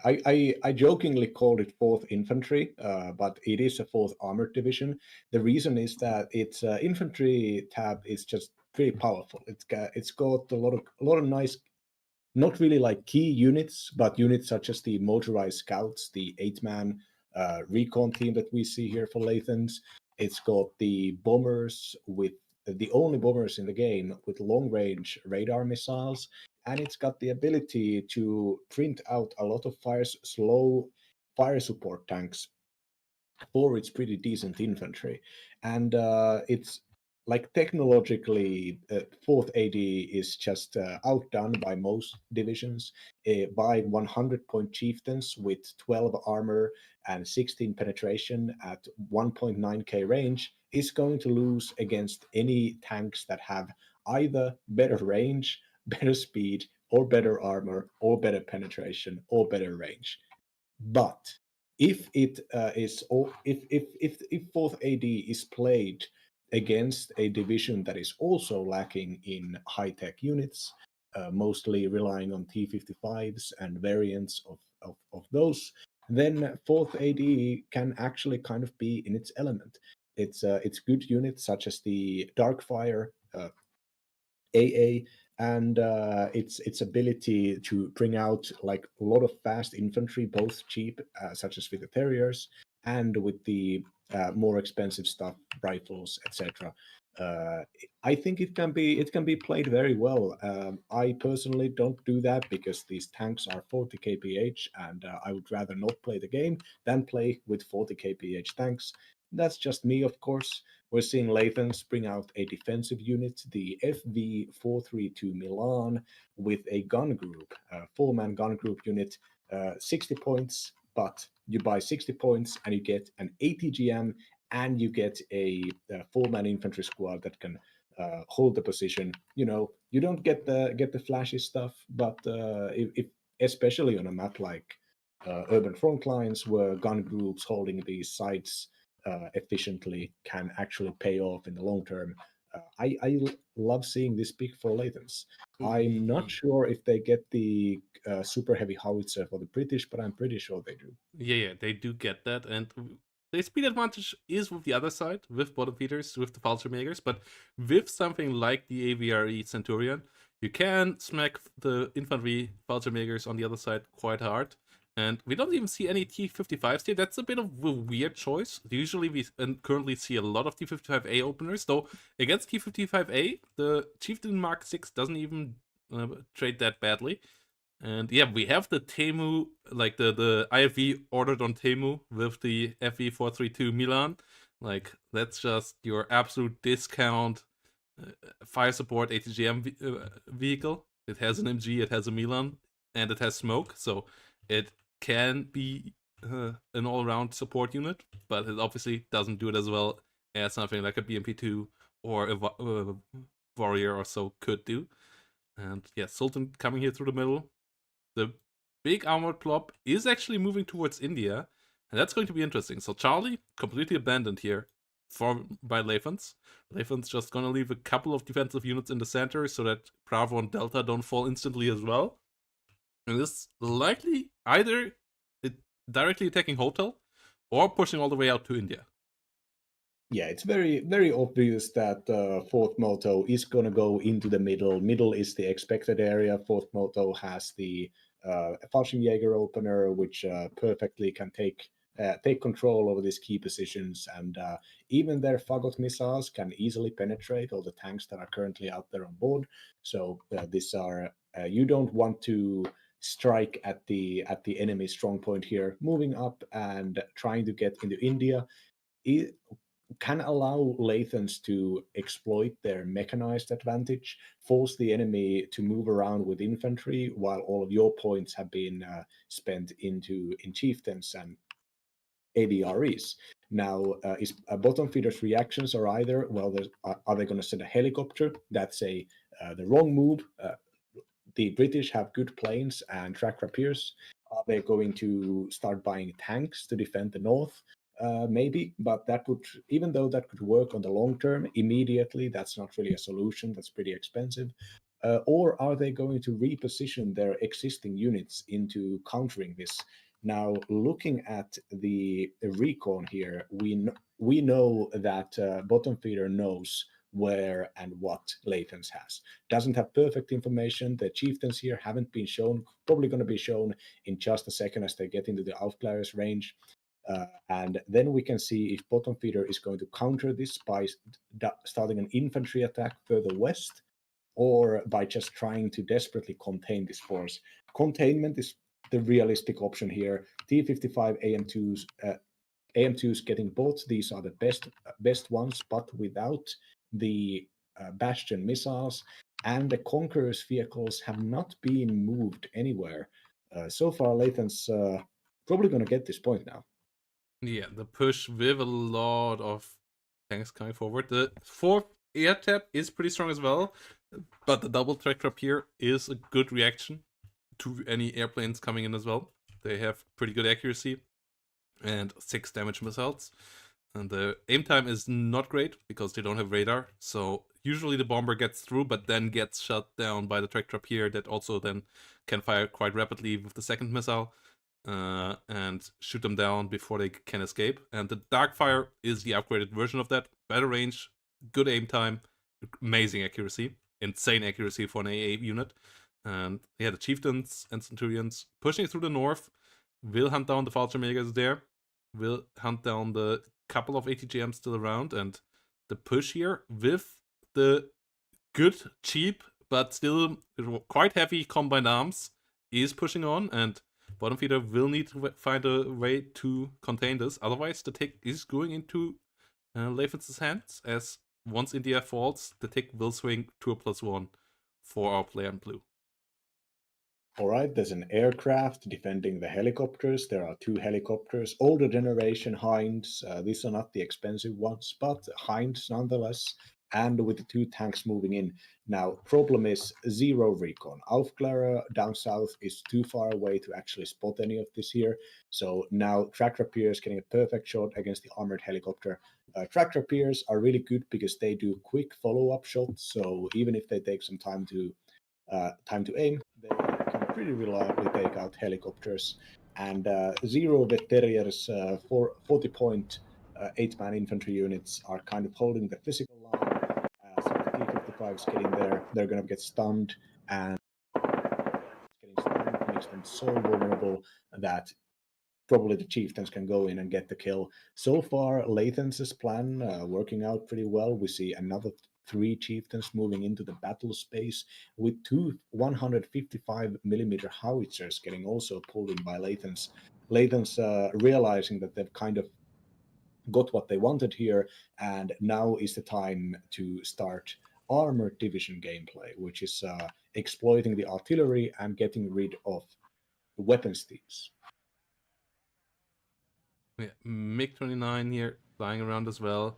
Mi-24 DAT coming around here, trying to get some damage done. Will get hit by the tractor up here nearly there. No, tractor up here pushing forward. The T-55 AM2 is superior to the Chieftain Mark 6. And no, it's the game audio was gone because I opened up the wrong page, and yeah, because I had some changes done now so that we have all the audio tracks separated, but the audio track of the game was not in that one, so I switched it over now and changed it all up so that we are... Yeah, the fact that Bottom Feeder is defending against this attack, but without any infantry in the front line here, really kind of tells of how suboptimal this position is. These 0 Vet Terriers could be easily chewed up by even standard Motorschützenforces, not to mention like Vet WARNO or Fallschirmjägers, and there are only mech here to defend this. The points of Bottom Feeder have been going into air and the tanks, with infantry getting brought into a little incursion down southeast. But most of the fighting is going to happen up north, and the fact that there are not Motorschützen here kind of tells us that this is not the situation Bottom Feeder wants. Yeah, T-55s deal well with the Chieftains now, and Centurion nearly going down as well, but the Terriers are the problem now. And yeah, more T-55s rolling forward. Conquerors disengaging. The Terriers hold the line now, and more reinforcements are on the way here, with another big Chieftain plop coming in. Artillery pieces coming in for Lathans in the north as well. Nathan's really playing this now and nearly splitting the map the other way around. It's pushing the Bottom Feeder further and further to the south, but Bottom Feeder can start to get some nice pickups here. 1 Chieftain more gets picked off. Conquerors engaging another Chieftain Mark 11. The Conquerors here in a really nice spot. Really scary for Bottom Feeder, for Lathans, but Terriers getting more and more space in this town, pushing back the T-55s, and the Conquerors SPW will get overwhelmed now. Conquerors in the tower, trying to get a side shot against the Chieftain, gets the side shot, that's big, gets the kill there. Chieftain Mark 11 goes down, won't get the full capture, so it stays on a +2, and is also the most important tank to kill there. Chieftain Mark 11 way better than the Chieftain Mark 6 too. Better frontal armor, a lot better penetration, superior to the T-55s.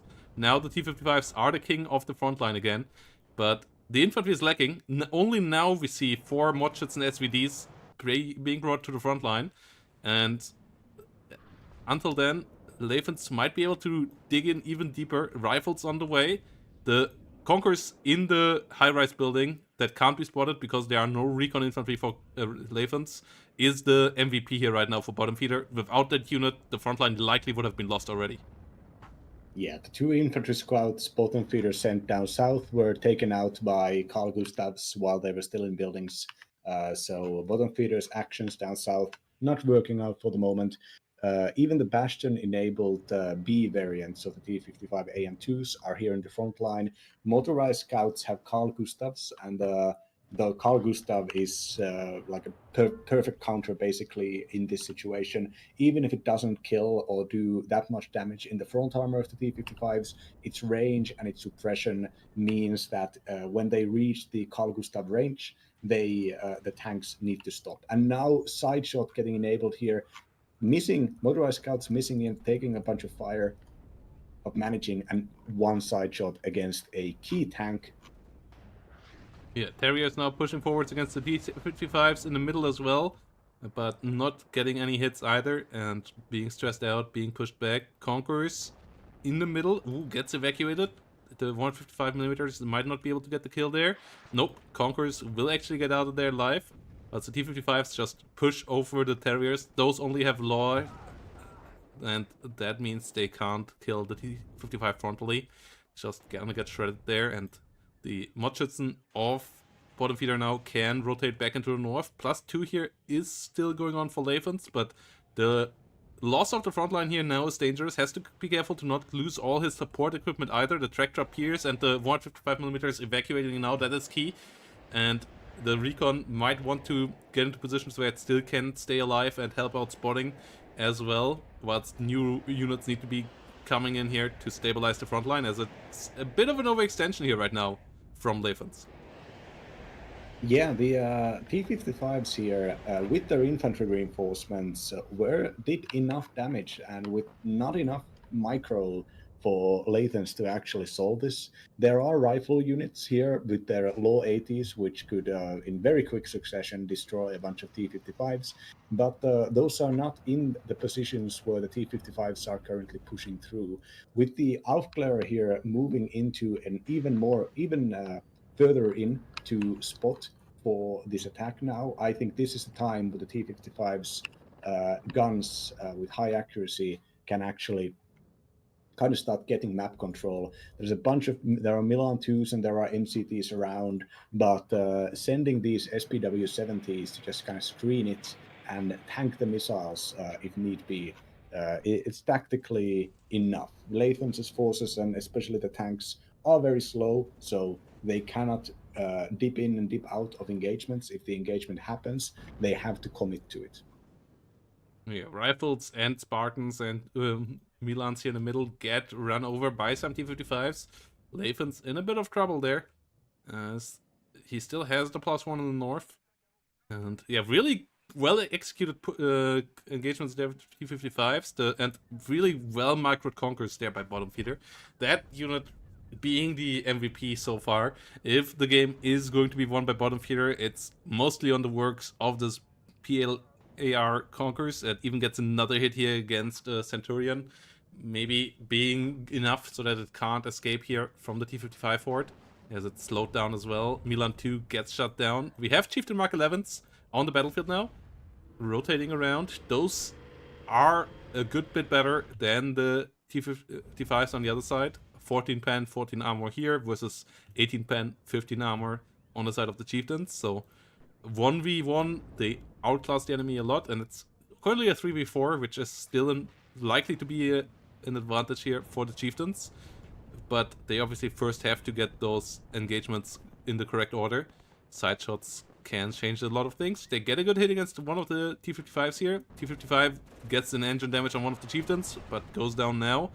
And it's maybe bottom feeder now who overextends a bit with this push through the middle, though still does take out a couple more units here. Another rifle unit goes down, and if another chieftain maybe could get traded against the two T-55s here, situation wouldn't be the worst, but in the end, bottom feeder is going to lose his armored fist for now, and only got back to a +1 here with the recapture of the northern point. Yeah, and there is also a complete lack of air defense for bottom feeders, so the Hell Arms here could do a lot of damage if Lathans dares to send them forwards. They could be bursted down by machine guns also, but the Hell Arms range is more than enough to micro around that. And yeah, bottom feeder wanting to get some more helicopters in here, probably because they want to exploit the air situation. Lathans has lost so much stuff that their points are going to have to be spent in regaining the ground forces, and this is maybe the tempo moment to start to play even more with air. In this map especially, positioning your air defenses can be pretty difficult because there is so many buildings all around the place, and catching them, you want to put your air defense, your medium range air defense, such as the track rapiers, you want to put them close to the front line, but with the front line being these short distances, units can also catch out the air defense pretty fast. Now, actually, track rapiers moving back significantly, not wanting this to happen. Yeah, Lathan's investing heavily into air defense with a bunch of supply and motorized scouts units to do infantry defense here, I believe. Yeah, a lot of Terriers coming out again as well for Lathans. +1 will take a long time here for bottom feeder to swing around the point lead that Lathans got with the +3 from the deep push. And Lathans not really in trouble in the south. Doesn't really have a force currently to contest the center. The center really well defended. So the contestation of India most likely gonna stay the order of the battle for now, at least for the foreseeable future. And yeah, both sides have invested heavily there. Lathans likely gonna have a bit more there right now, as we see a bit more AA now coming in for bottom feeder.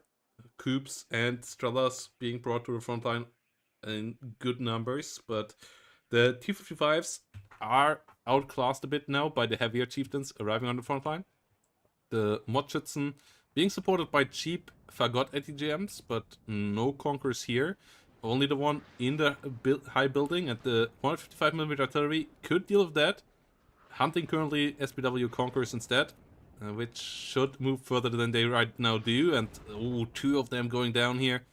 And that is bottom feeder's defense in itself kind of collapsing. Yeah, having ATGM units without recon, without infantry in front of them, was a bit of a wild choice there, having them that far exposed. Mi-24 at least rotating around, that could help out stabilizing the front line for now here, as there's only one Javelin LML for Lathans in the south that can't rotate quickly anywhere. So I don't think it's going to be a push through for Lathans, but at least some victorious skirmishes. And then the big question is, can bottom feeder hold on to India, or can Lathans push through there? Mi-24 all rotated south. Good reaction here by bottom feeder, stopping the incursion of Lathans, and Lathans realizing that, putting in even two Phantoms.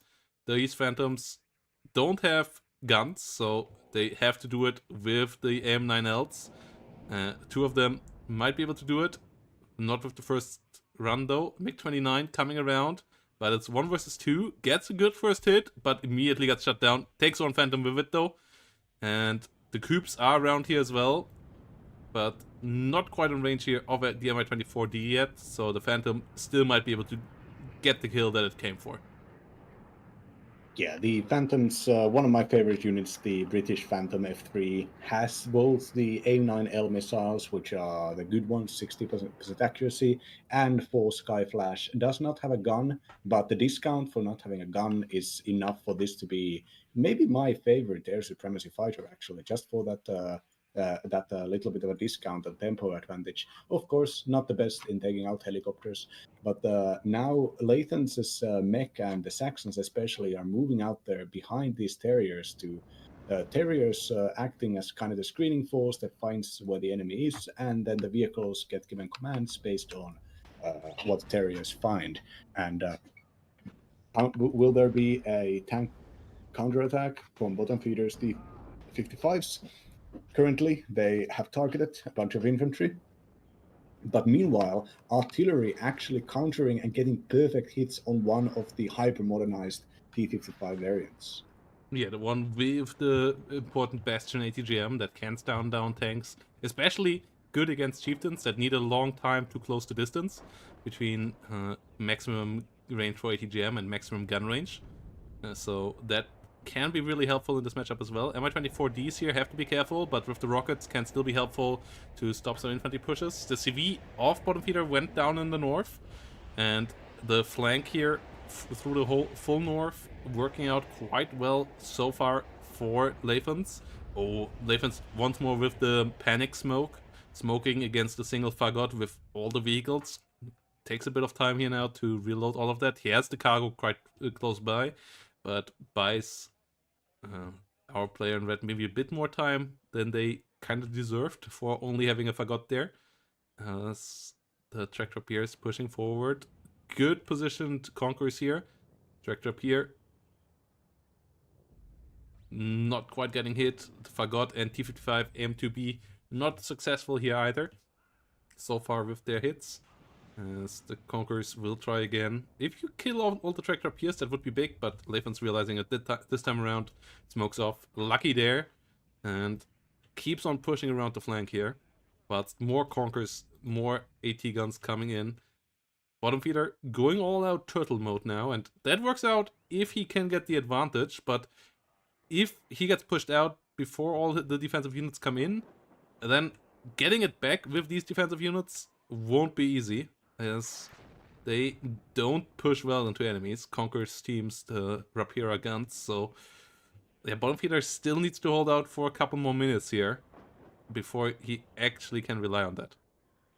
Yeah, I think Lathan's everything that Lathan is doing here is visible to the enemy, which is why I think there is such a large amount of planes here. Lathan knows that this is very risky for because even though they don't get the best AT planes in 4th Moto, they do have a bunch of bombers out there, and having a wave of bombers go out there and remove a bunch of key units, such as the Tracker Pierce or the Chieftain Mark 11 leader, that could be pretty crucial here.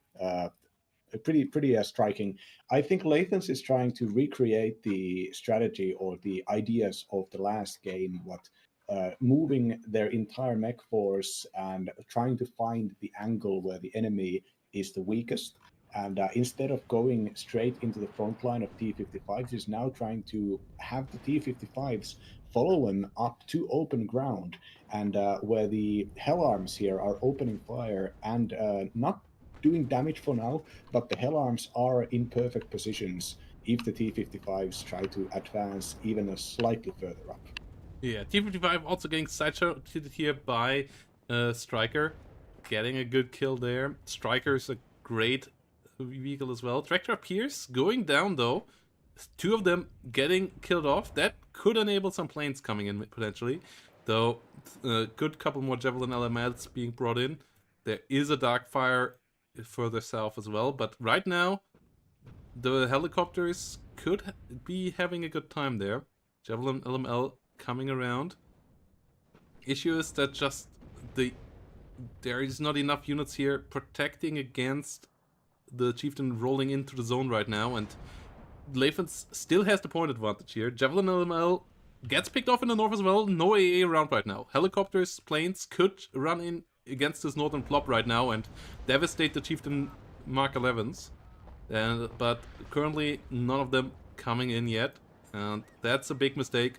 Striker goes down here too. T-55s trying to hold on, but the direct frontal fights here in the south, now supported by Chieftain Mark 11s too, are not going so well here for bottom feeder. Needs to use the air advantage now. That's the only thing that could save the situation. Otherwise, this might go down real quick now, as the tanks just keep on pushing forward. Yeah, this is there needs to be like there is a worrying lack of recon right now. Actually, no recon for bottom feeder. Now, bottom feeder can actually does understand very well where the enemy is, But just having the ATGM lineup here, ATGMs require the enemy to they want to fire at the enemy on long ranges, and they want to be able to pick out these track rapiers that are currently so threatening these two, taking out the Mi-24D.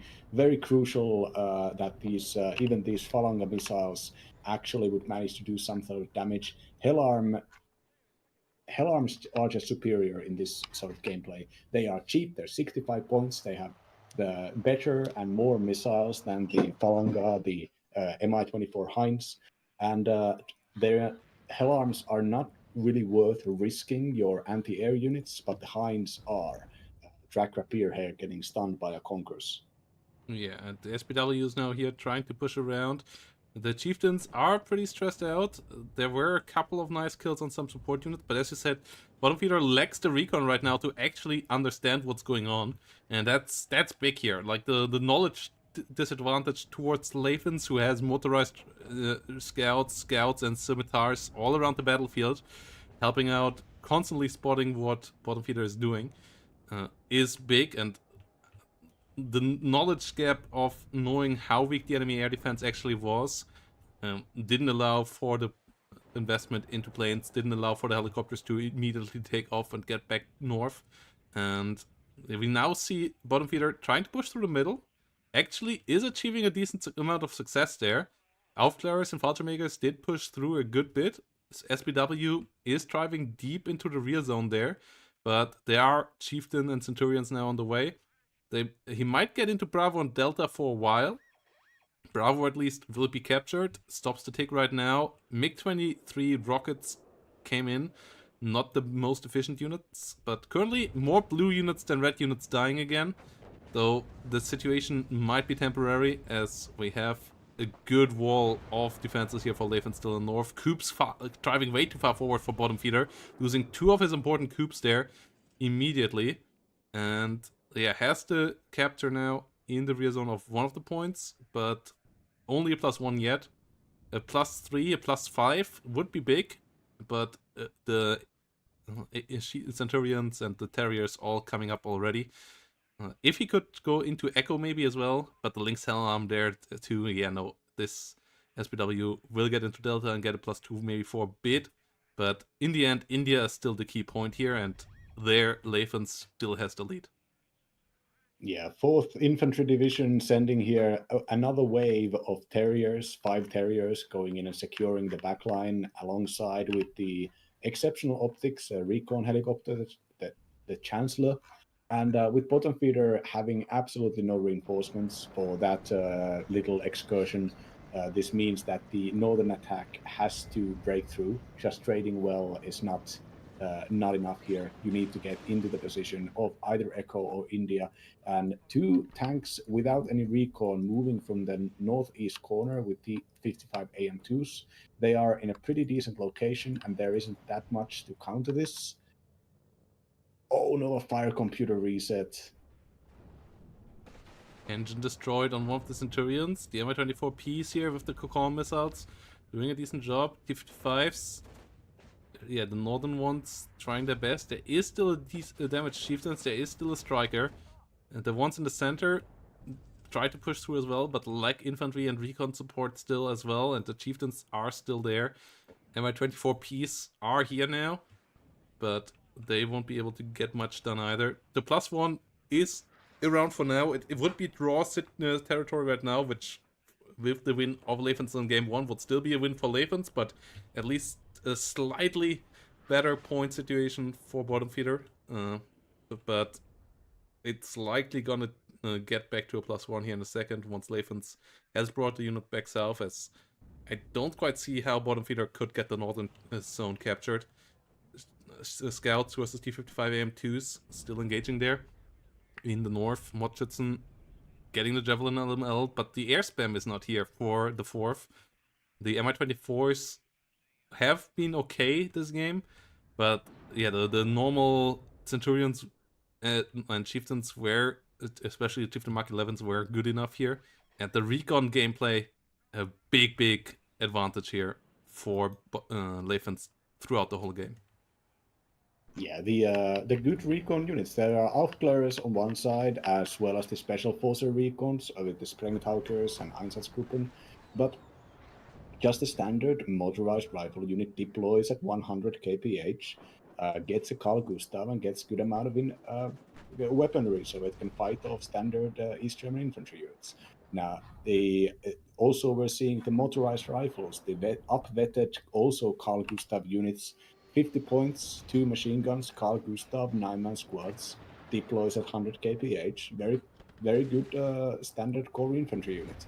And the rifles were, of course, bought first with their better AT weapons, but now that I believe Lathans has run out of those, here come the motorized rifles. And yeah, the Terriers have been at every point basically used as expendable screening forces, and that's probably the best way to use them. Uh, you don't, the 8-man is enough to survive most pushes, and 40 points is expendable enough. The bottom feeder, like if you have a single Aufklärer somewhere, if you have a Conqueror's missile or vehicle, if you have a BRM, if you have anything except a machine gun team, a tank, or an infantry squad, or more like multiple infantry squads, the Terriers are probably going to gain you a little bit of ground that the tank force can then later on exploit. On in urban front lines, fourth moto's unit composition seem to be completely valid.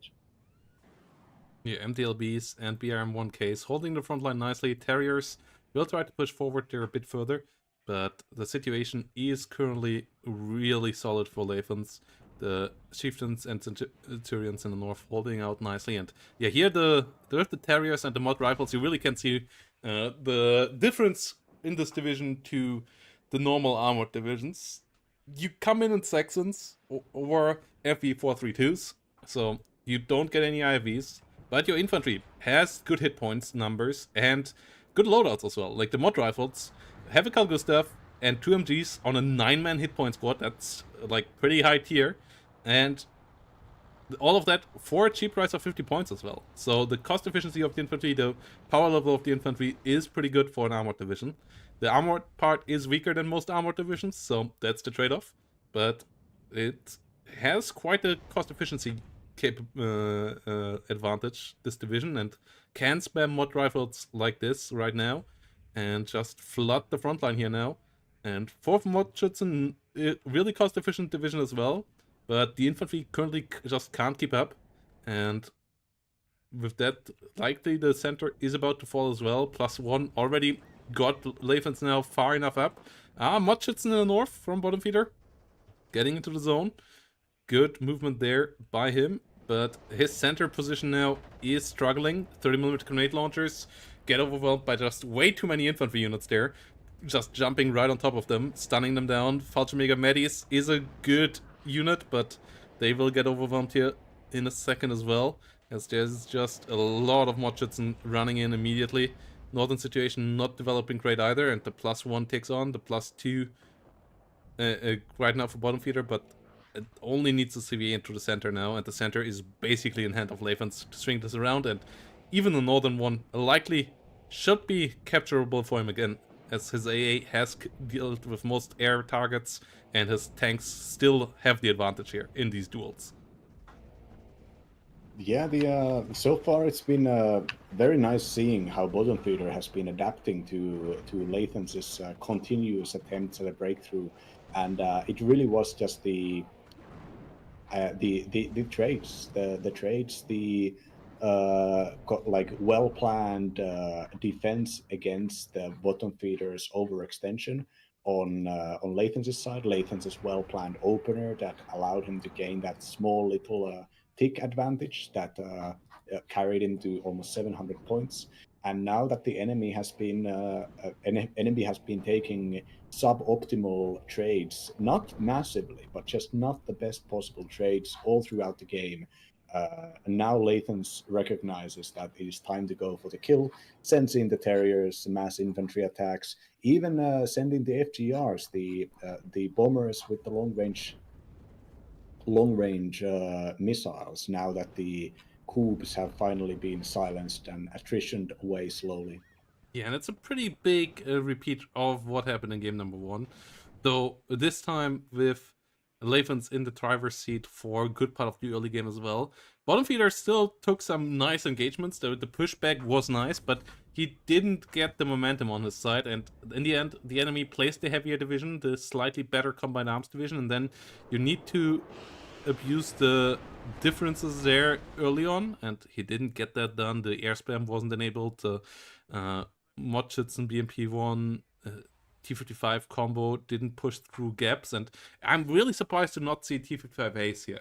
Like, those are just such a key tool right now, and maybe the best tanks in the game, so that we didn't see those battle with the Chieftain Mark 6s in the beginning is a bit weird to me. Lathans now on a +2, has more than a 100 point difference, and there are nearly no CVs on the battlefield.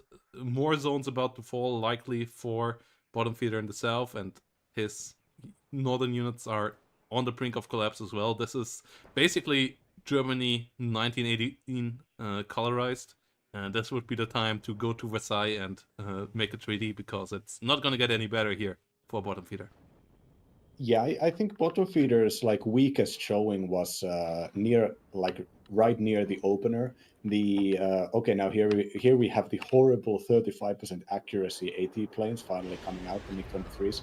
I think the weakest was when right in the opener minutes, the spending the points in the helicopters and in the tanks, and just completely lacking the infantry coverage to hold the line, gave Lathans so much space.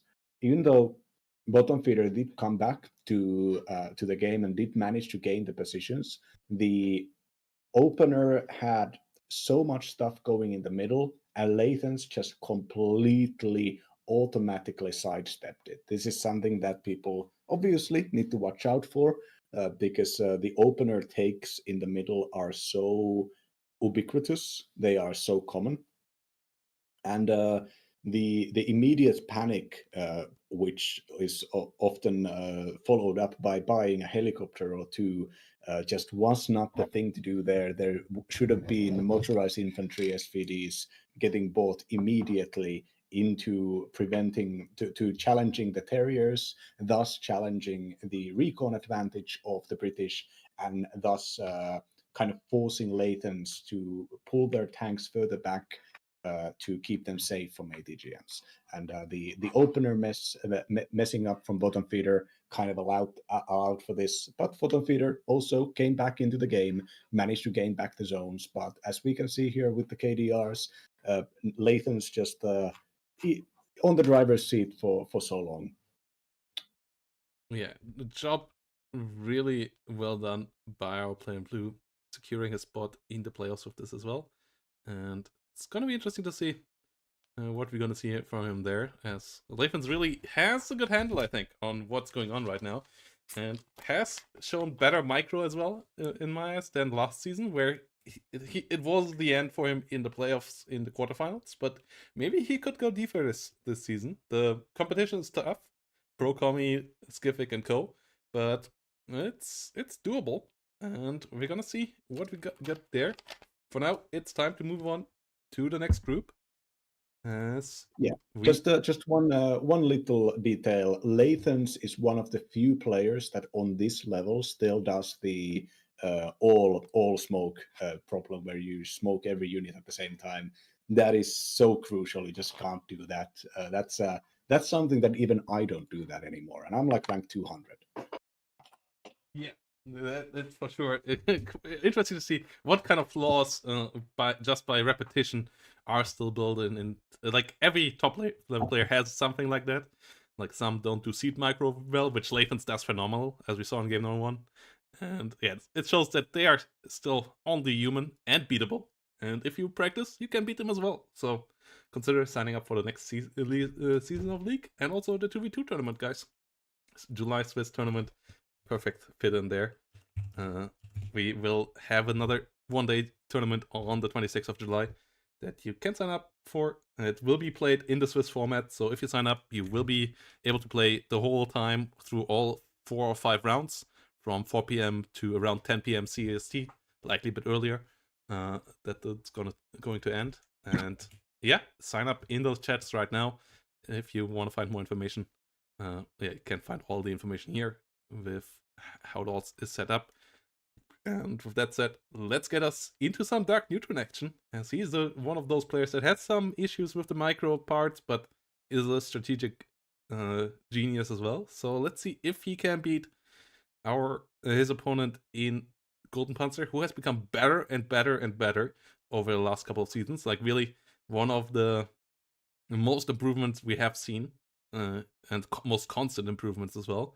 So old guy or the new one. Let's see if GoldenPanzer can beat Darkneutron.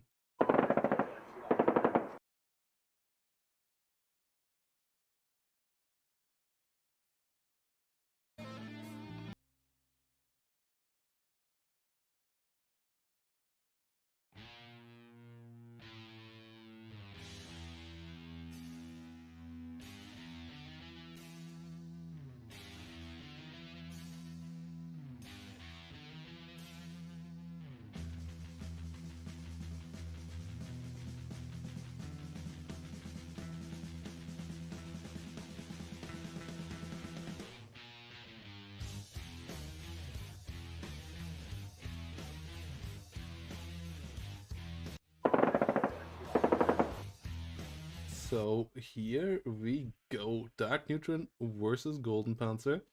And this one should be interesting, as we have the two T-72s divisions, as Chloride spoiled in chat.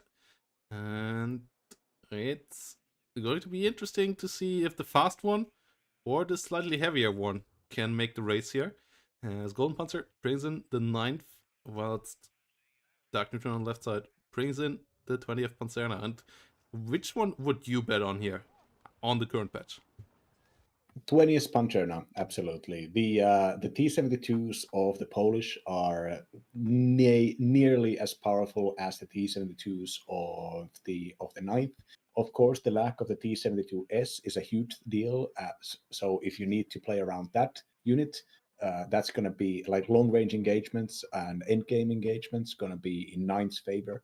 But we have seen the Polish, especially with the Rozpecjalny and Rozpecjalny GSR, there is so much ground to be gained. I think on Vertigo here, the stakes, the scales are going to be to balance more for 9th relatively, because after the Rozpecjalny get their positions up north and in the middle, there's very few places for them to go. The map is so straightforward that just a straight up slightly better units of 9th Panzer with the resolute traits and the focus on artillery can actually perform very crucially. The T-72 moves, once again vetted up, are kind of an iron fist, and the points that are getting spent on this wide and fast recon front are not going to be spent into fighting tanks.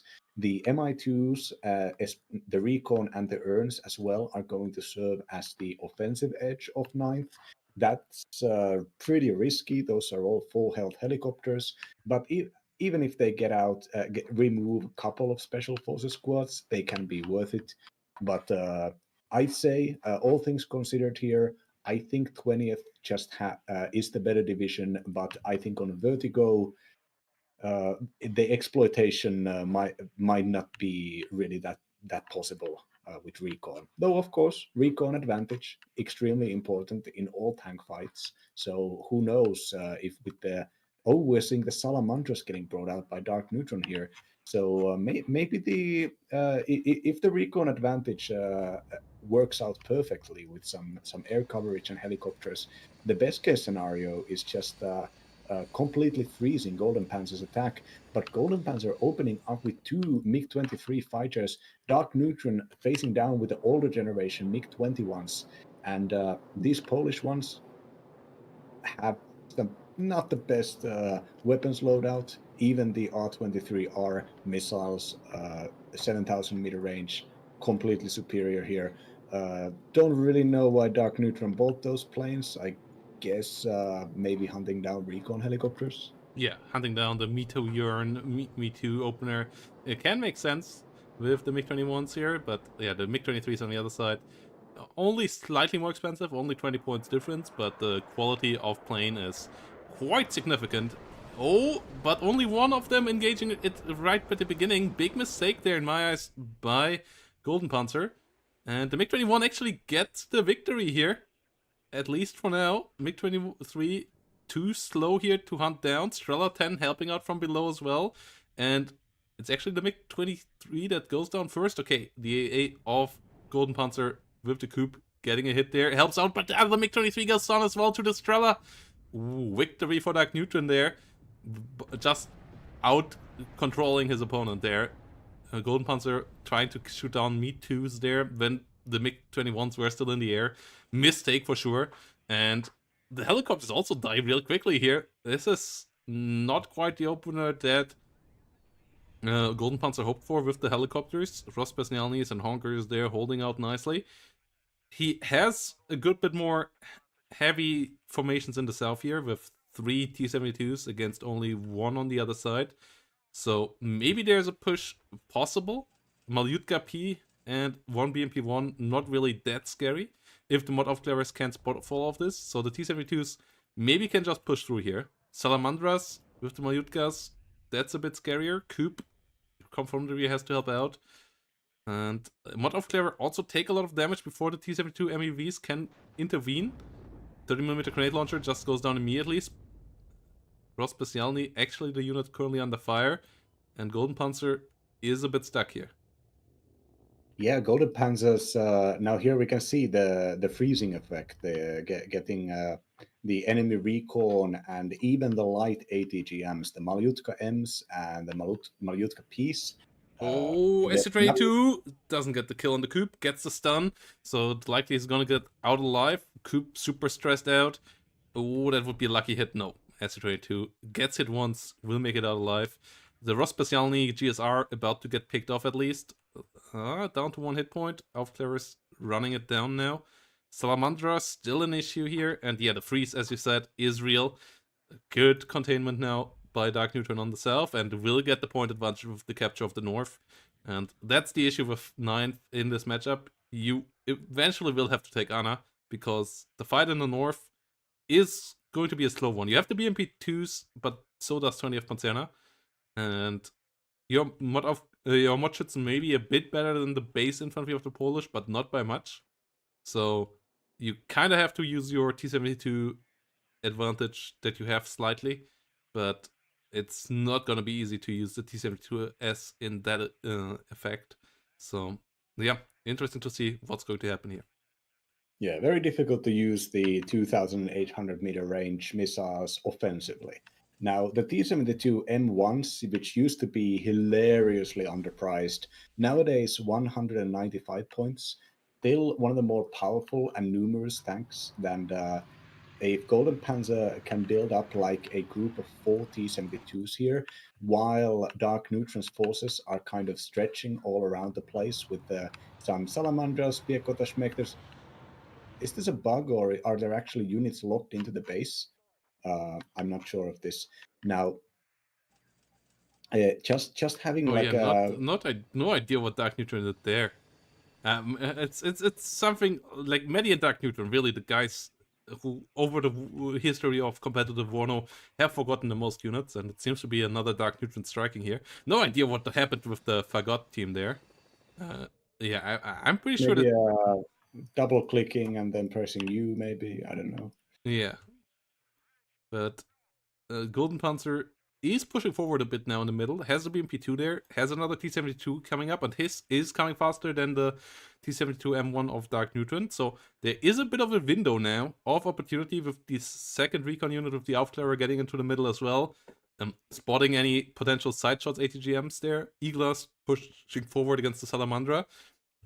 Like, now would be the opportunity to strike from GoldenPanzer. Question is, does GoldenPanzer have the game sense to take this risk, or will he let it slip away? Because obviously, unlike us, they don't have the map hack and can't see everything, so they will have to just get off their feeling. And the Malyutka P here coming from the south, T-72 M1 pushing forward. The Fagot is not going to survive at the spot where Darkneutron put it. That's just gonna get shut down quite quickly.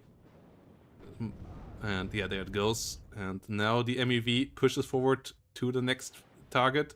Malutka P and Fagot team in the south. And the aggression is starting to start. One mod of Clever got killed off in the north, but the southern push here is starting well. T72M1D here, the leader of Darkneutron, gets crippled and has to disengage. Mod of Clara pushing forward. T72's dealing with the recon units in the south now. The Malutka P and Fagots can only deal significant damage with side shots. 17 damage each against the 17 or 16 frontal armor of the enemy tanks means that frontal hits only deal 1 damage per hit, so not really that significant, especially as the ammo is not endless either. Ooh, this SU-22 AT plane though, that can change a lot of things. It gets no hit with the first shot, only a stress. And the M1D goes down there. Second M1 is around now. MEV does survive the second hit as well.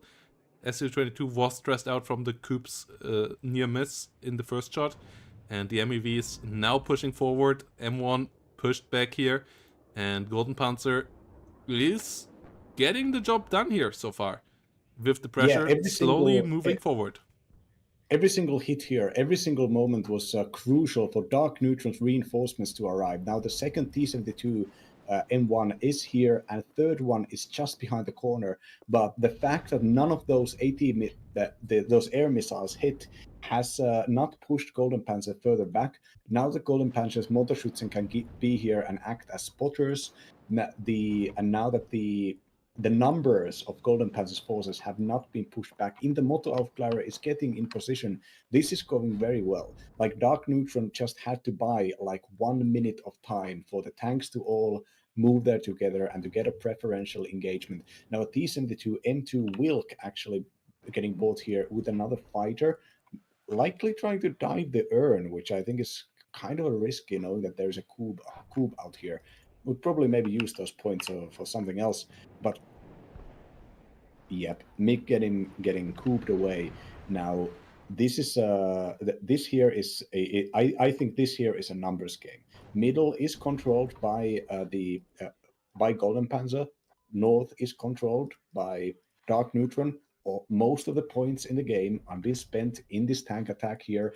And if there's going to be 4 T-72s versus 2, the 4 are going to win. But if there are going to be 3 on defense, those can probably keep themselves up. Both of them have pretty nice amounts of supply. There are very good recon units, the GSR and the Moto of Clara, but neither of them are in proper positions. And up north, we're seeing the Urns and a T-72 move actually trying to do some maneuvers, but smoking themselves out from a Fagot missile, probably not really in position for this. Now another Series 30 AT plane going and trying to dive the northern T-72. Failing and getting pushed out with a repair. Good hit there by the Igla. And we have a lot more T-72s now rolling in for GoldenPanzer. 3 more on the way in.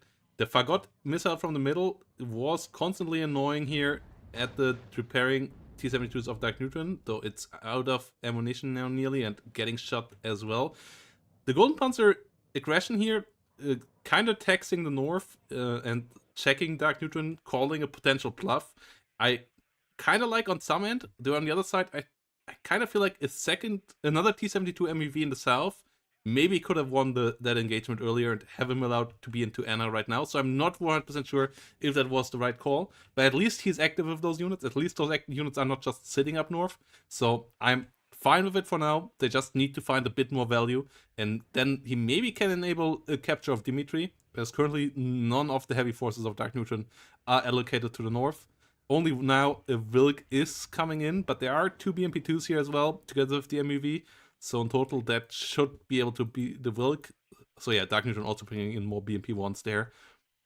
And then the big question is, can the soon-to-be 6 T-72s of GoldenPanzers in the south deal with the 4, including 1 Wilk T-72s on the side of Darkneutron? Quality advantage. Darkneutron sending a front line of 3 Malutka P missiles. The Ps are the better ones. They're better than the M variants. The P variant is semi-active, not a joystick controlled, which is why it gets 50 accuracy. And these are not the perfect positions, but the BRDMs get good stealth. So if they're in a tree line with their 2,600 meter range, they are worthwhile. They can get side shots, they can do a bunch of stun, and there is a diminishing return in stacking T-72s into one thin wedge of an attack line, especially when your enemy can just retreat behind a very thick tree line to immediately resupply from resupply. Now, Dana getting bought a coffin launcher tank and a bunch of infantry reinforcements up north. If GoldenPanzer wants to get results in the northern attack, they're gonna have to start happening. If those reinforcements get into the industrial area, it's GoldenPanzer probably would have to move their forces from the south to actually support this attack. So far, Darkneutron seems to have played it just well enough to sit on this +2 for now. Yeah, Artillery now coming in towards the center. GoldenPanzer did rotate his units there around a bit, so likely not gonna get the kill. MiG-23 failing to shoot down the Su-22 in the sky. Strela firing another missile behind it, but MiG-23 at least does survive. Rospasialny finally getting taken out. The T-72 and BMP-1 there fighting with the BMP-2 and MEV on the other side. Wilk a good bit better than the MEV. Has the better frontal armor, has an extra hit point, has an extra bit of accuracy. So can win that fight.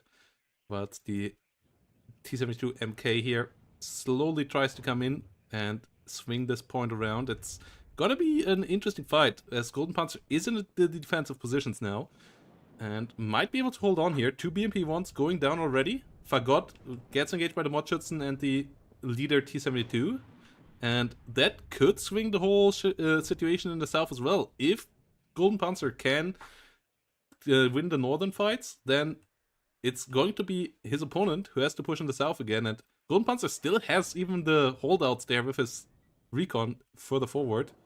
So this is pretty interesting. Maybe a bit of a too early investment into the artillery here by Darkneutron, as his front line is not holding in the north right now. Yeah, the only air defense is Estrella with two rounds left, and Ninth does get some pretty decent bombers. Something could dive the Wilk and just keep it back and buy some time for reinforcement.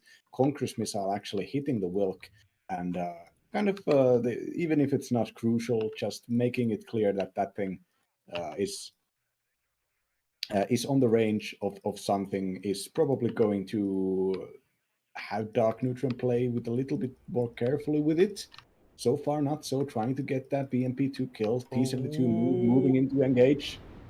Napalm Crud coming in, firing a couple of rounds, baiting out infantry in the south, and not allowing the Wilks to move through the forest. So the Wilks have to move around if they want to counter the T-72 attack now coming in. The next rocket barrage coming in. Where is it going to go? It's going to go directly onto the T-72 position, so they will have to rotate around soon as well. The first couple of shots here, killing off the T-72 leader of GoldenPanzer. That's also reducing the veterancy level of all the other T-72s, so outside of not being able to capture, it also helps out there. The Malyutka piece coming around, 2 Su-22 ATs coming in as well. This is the big engagements, as the Napalm is landing directly on top of the T-72s. Those gonna burn. The Su-22s got 1 kill there in the south. Wilk goes down in the north at the same time. Good kill by GoldenPanzer there, so the north is in a fight as well. Action all across the map. The T-72 MEVs pushing forward. The Napalm helping out against the M1s. Getting all the infantry bit there as well. GoldenPanzer in a really good spot. And has to fall back a bit. The Malyutka's piece in the south stunning down his tanks, but the KD is so heavily in favor of our player in red. It's going to be really brutal for Darkneutron to recover from this. Has 2 Danas on the battlefield, so can play the artillery game now. The ARM-70 will have to reload for a good bit longer, but oh my goodness, what is this a slaughter. Yeah, the end game super weapon, the napalm launcher coming in here and forcing being the solution to the defensive stacking problem. And just even the motor shoots in RPG 27 was positioned in a way that the vehicles started moving down south. The motor shoots just got some free kills. With a single smoke mortar barrage, the Malyutka piece could have been made worthless. And that's a little bit of an oversight from GoldenPanzer's side, but who knows? Maybe they don't even run the mortars for this division. And with both of the sides losing a bunch of units, but so far GoldenPanzer is not ticking down. And GoldenPanzer does have the division with the more even if ever so slightly, but more powerful units.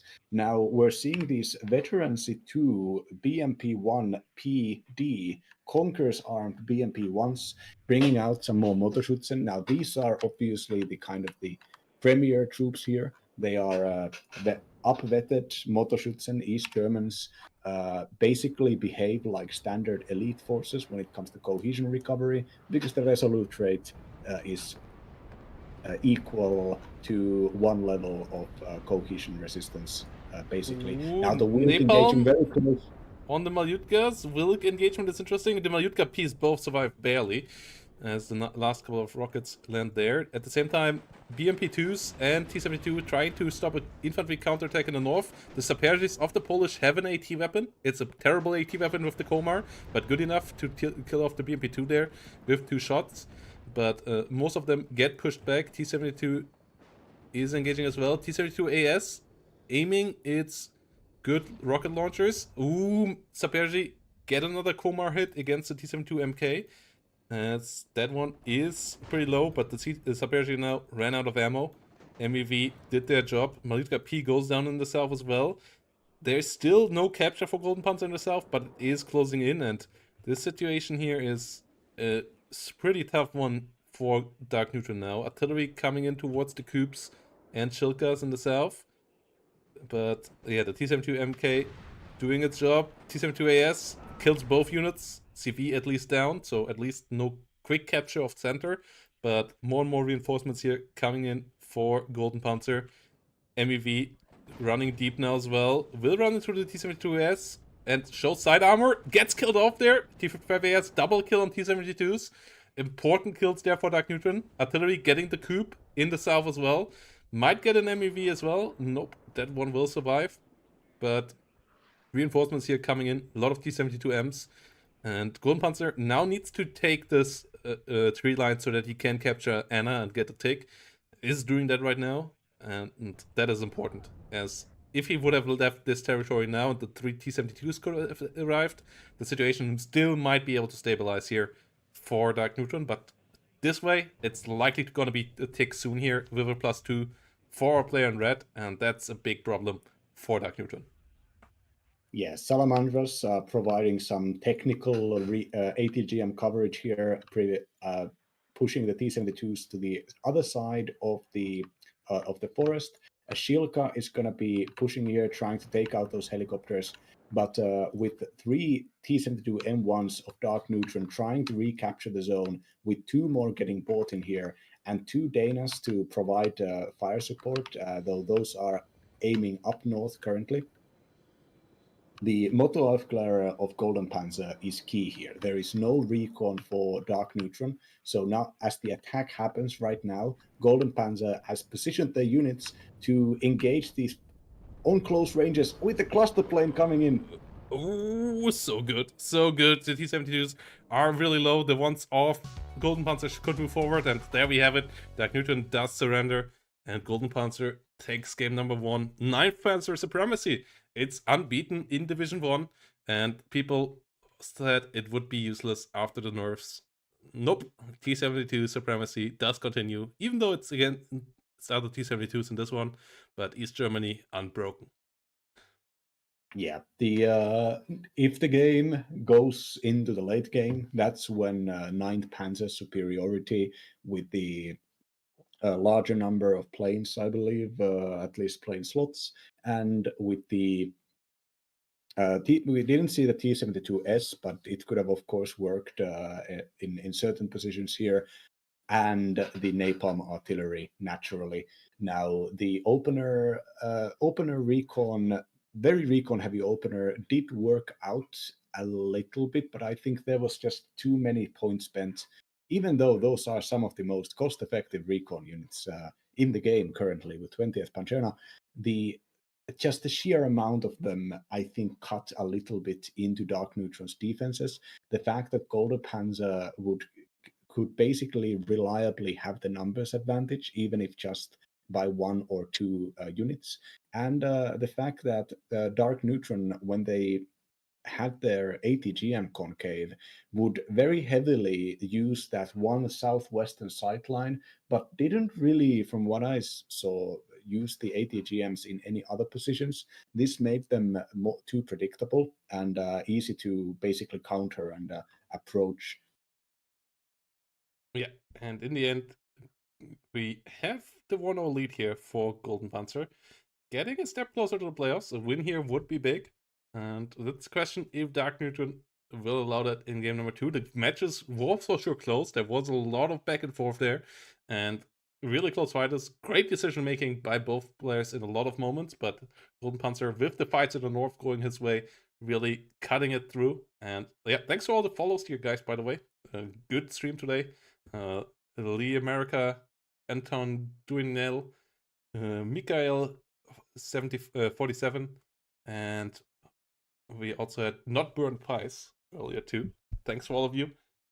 It's always great to see new faces. If you haven't joined Chlorite's channel over at Twitch yet, you might want to do that as well. It's in the chat right now.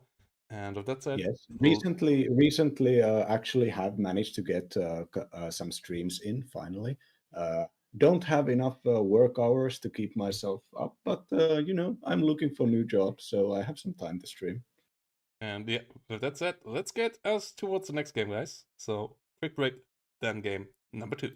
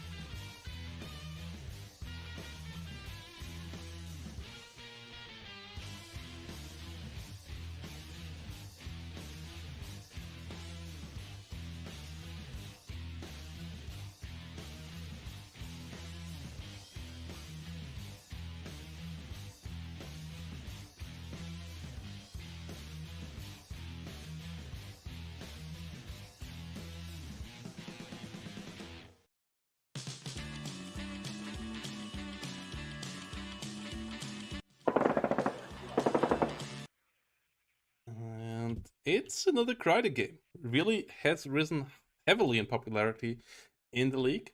And both of these players bring in hot divisions here for game number 2 as well. But before we jump into that, quick shout out to the Metrino page, guys, where you can assist the funding of this tournament. And you don't even have to pay anything. You only have to click the claim contribute button here on the right side.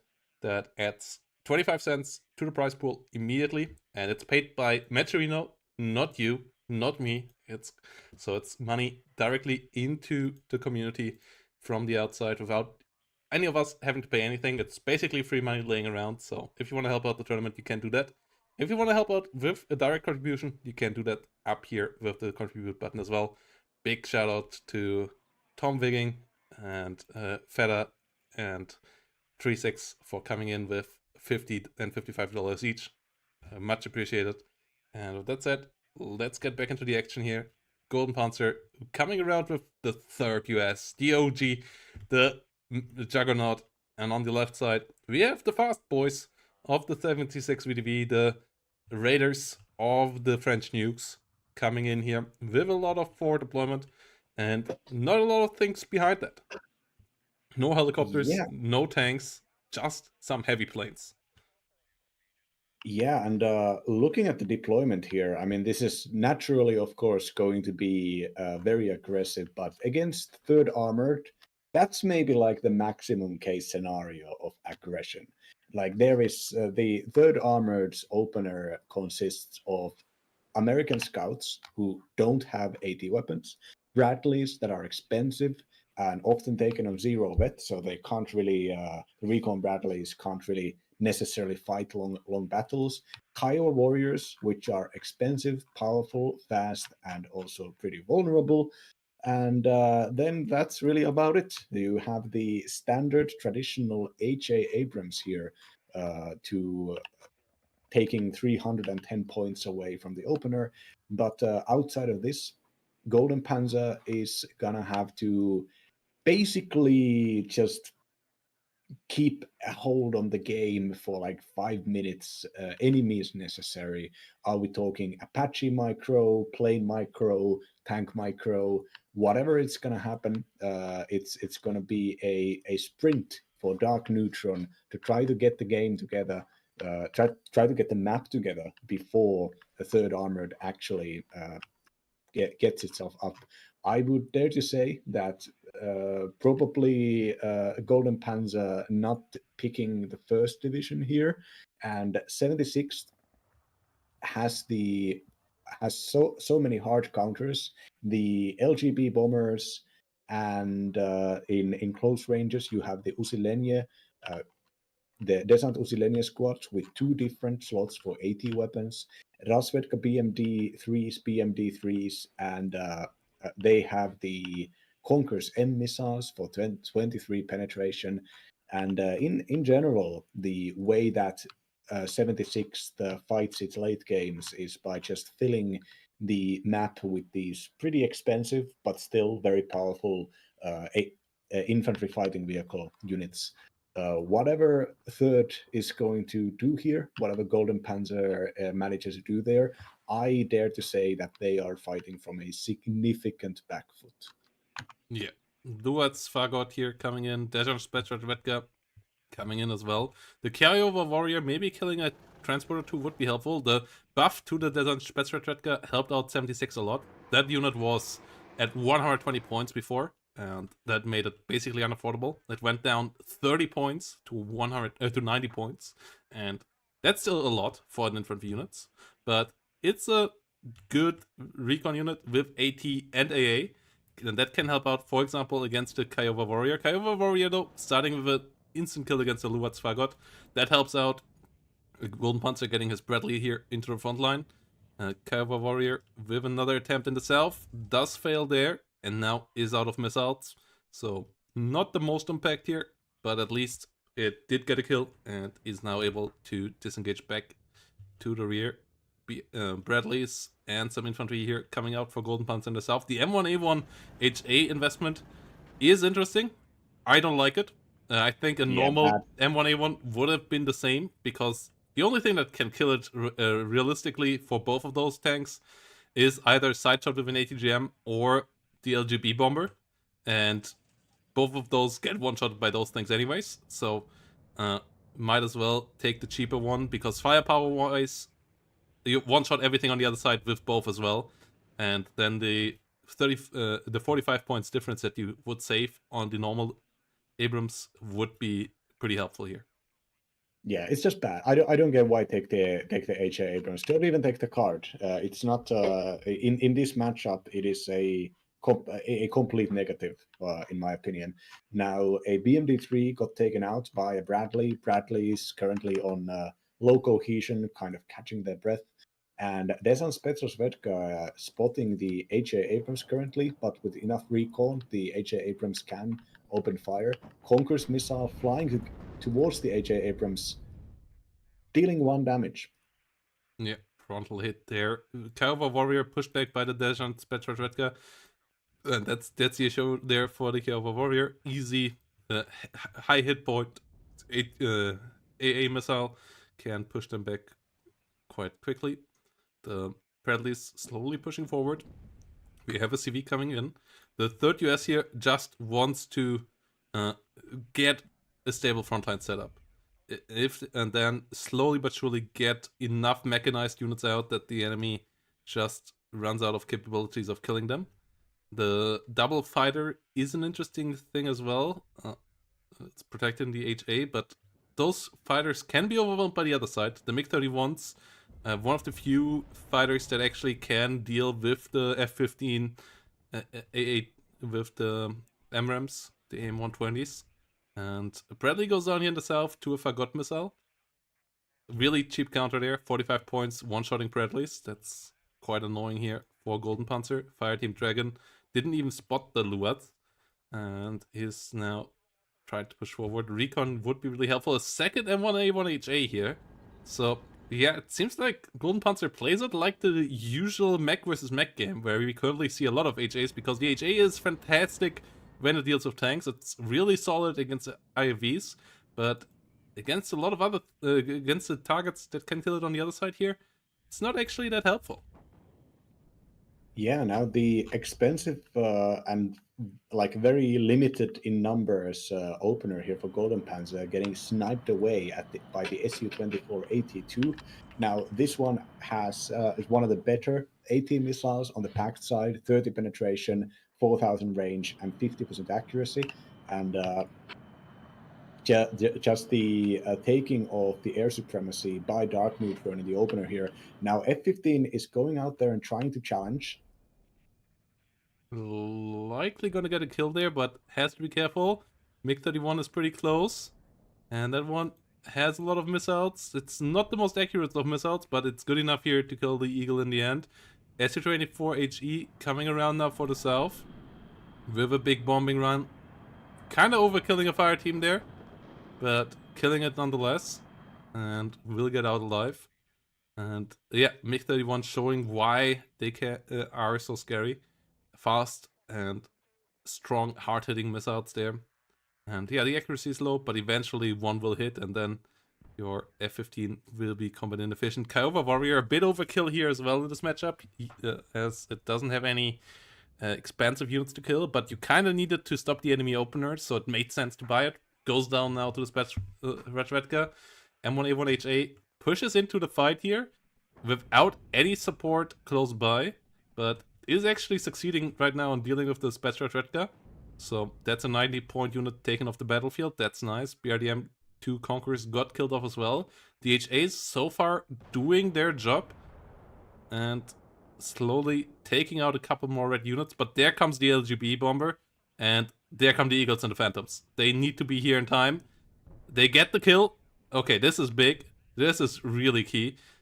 Maybe Darkneutron underestimating the investment that GoldenPanzer did into the air there, even though he showed it a bit earlier. And really important kill. There's only 2 of those Su-24 LGBs that you potentially can have in the deck, and they are the scariest part for the M1A1HAs. Yeah, if GoldenPanzer actually can manage this, can manage the small ground game, heavy air game, and going and challenging and winning against the MiG-31s, that's going to be like hilarious, and it's also going to be very impressive, and it's going to need a decent amount of dice rolling luck, considering how powerful the 12K range missiles for the MiG-31s are. Now the Phantoms following up with the Sparrows, not managing to get a hit, but for the moment, oh no, MiG-31, another one following up. Oh, gets the first Phantom down. It's faster, it can chase here, and it has long-range missiles, and it gets the second one as well. Disaster strikes. And now you have to rely on the remaining F-15. Maybe there's another card. So maybe there's still 3 F-15s left.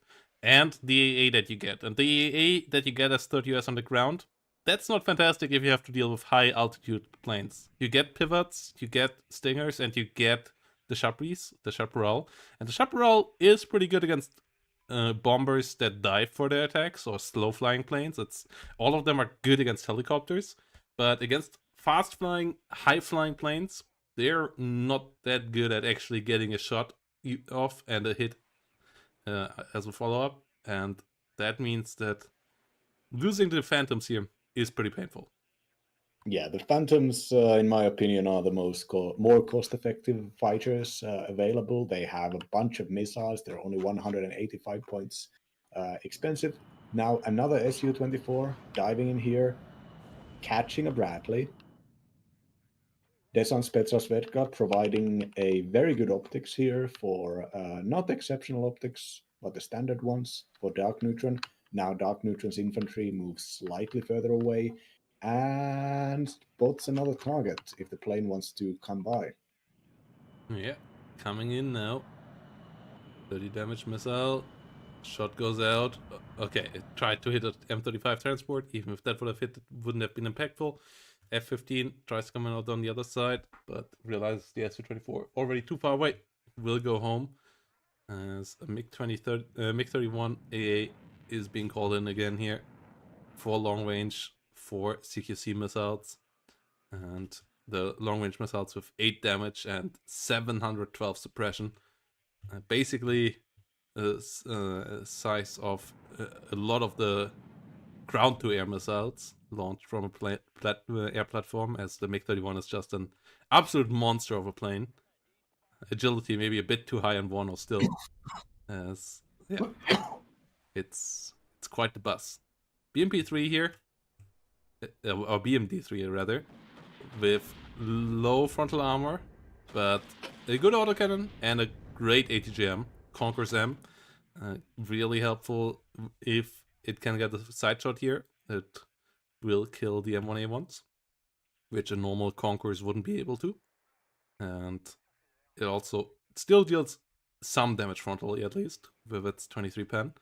Not the most impactful, but can help out there. And the 30mm autocannon pushing back the engineers here, especially helpful. SPG-9 versus Fireteam Dragon in the north. Bradley there moving around as well. We have another Su-24 run in the middle. And no interception. M1A1HA there. Okay, there comes the Eagle, there comes the Phantom. Okay, we have more of those. It seems to be 4 cards of fighters. All Phantoms, all Eagles in the deck. Another Eagle goes down here. And the Phantom and the other Eagle still being hunted. Those will make it out alive. Trading an Eagle versus an Su-24 is good. If you would have traded 1-to-1 with the strike aircraft throughout the game so far, it wouldn't be all that worrisome for the GoldenPanzer, as the number of strike aircraft is somewhat limited for the 76 as well. But that wasn't the case. And now all the planes are out, and now the LGB bomber comes in.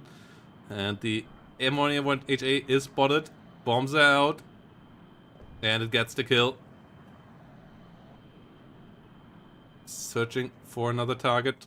Actually being called home, did its job, already nearly repaid. It could kill off more planes, units with one run, but that's good enough. HA down, and that's what we were talking about. Doesn't matter if it's an M1A1 or an HA, kill is kill here. So having the HA on the battlefield, really a big mistake.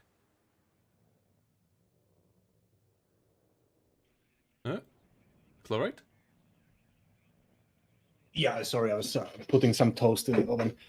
Yeah, so far I'm kind of looking here. I'm pretty surprised that Darkneutron hasn't been pushing their advantage further. They have units such as the Desant Luas AGS-17.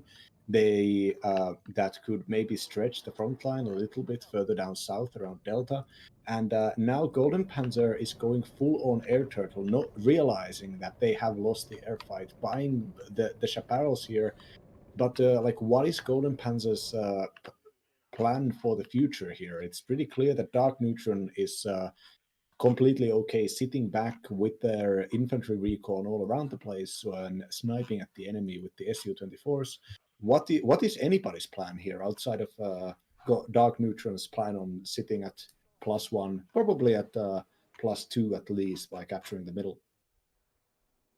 Yeah, it's going to be interesting to see what the GoldenPanzer's follow-up is here. As Darkneutron investing in all of the air means that both sides investing mostly all into the air means that they have fewer units on the ground, but especially Darkneutron. So pushing is not really in the way right now anyway, but they are already up in points. And GoldenPanzer realizing that maybe they can't shoot everything down with planes, so brings up a lot more AA here. Chaparrals coming around, SU-22, TRM, and another LGB coming around.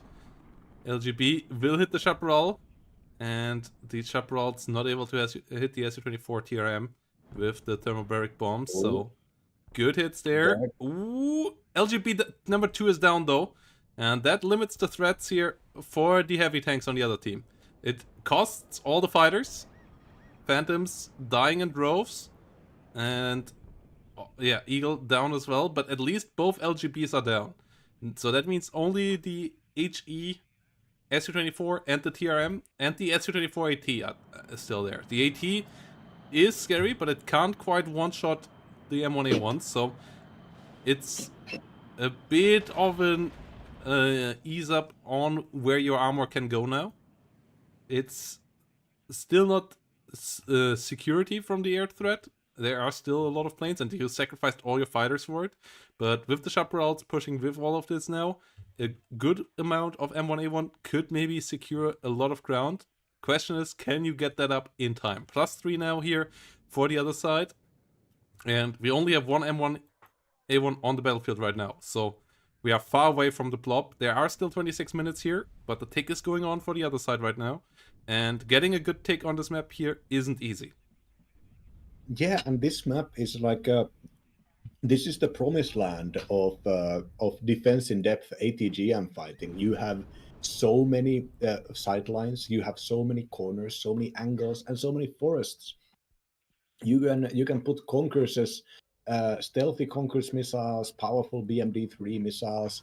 You can have them. You can put your infantry on return fire, so have them spot for your AT planes, even if the enemy thinks that they have gotten safely through your lines. This is just a really, really, really bad position for GoldenPanzer, and they need to start getting some red kill feeds stat. There is not a lot of time here to keep waiting. Now, with the 6 Chaparrals, they can keep the planes a little bit further away. And Apache ATGM going out here, and probably to counter this one BMD-3 that pushed through. I'm not sure.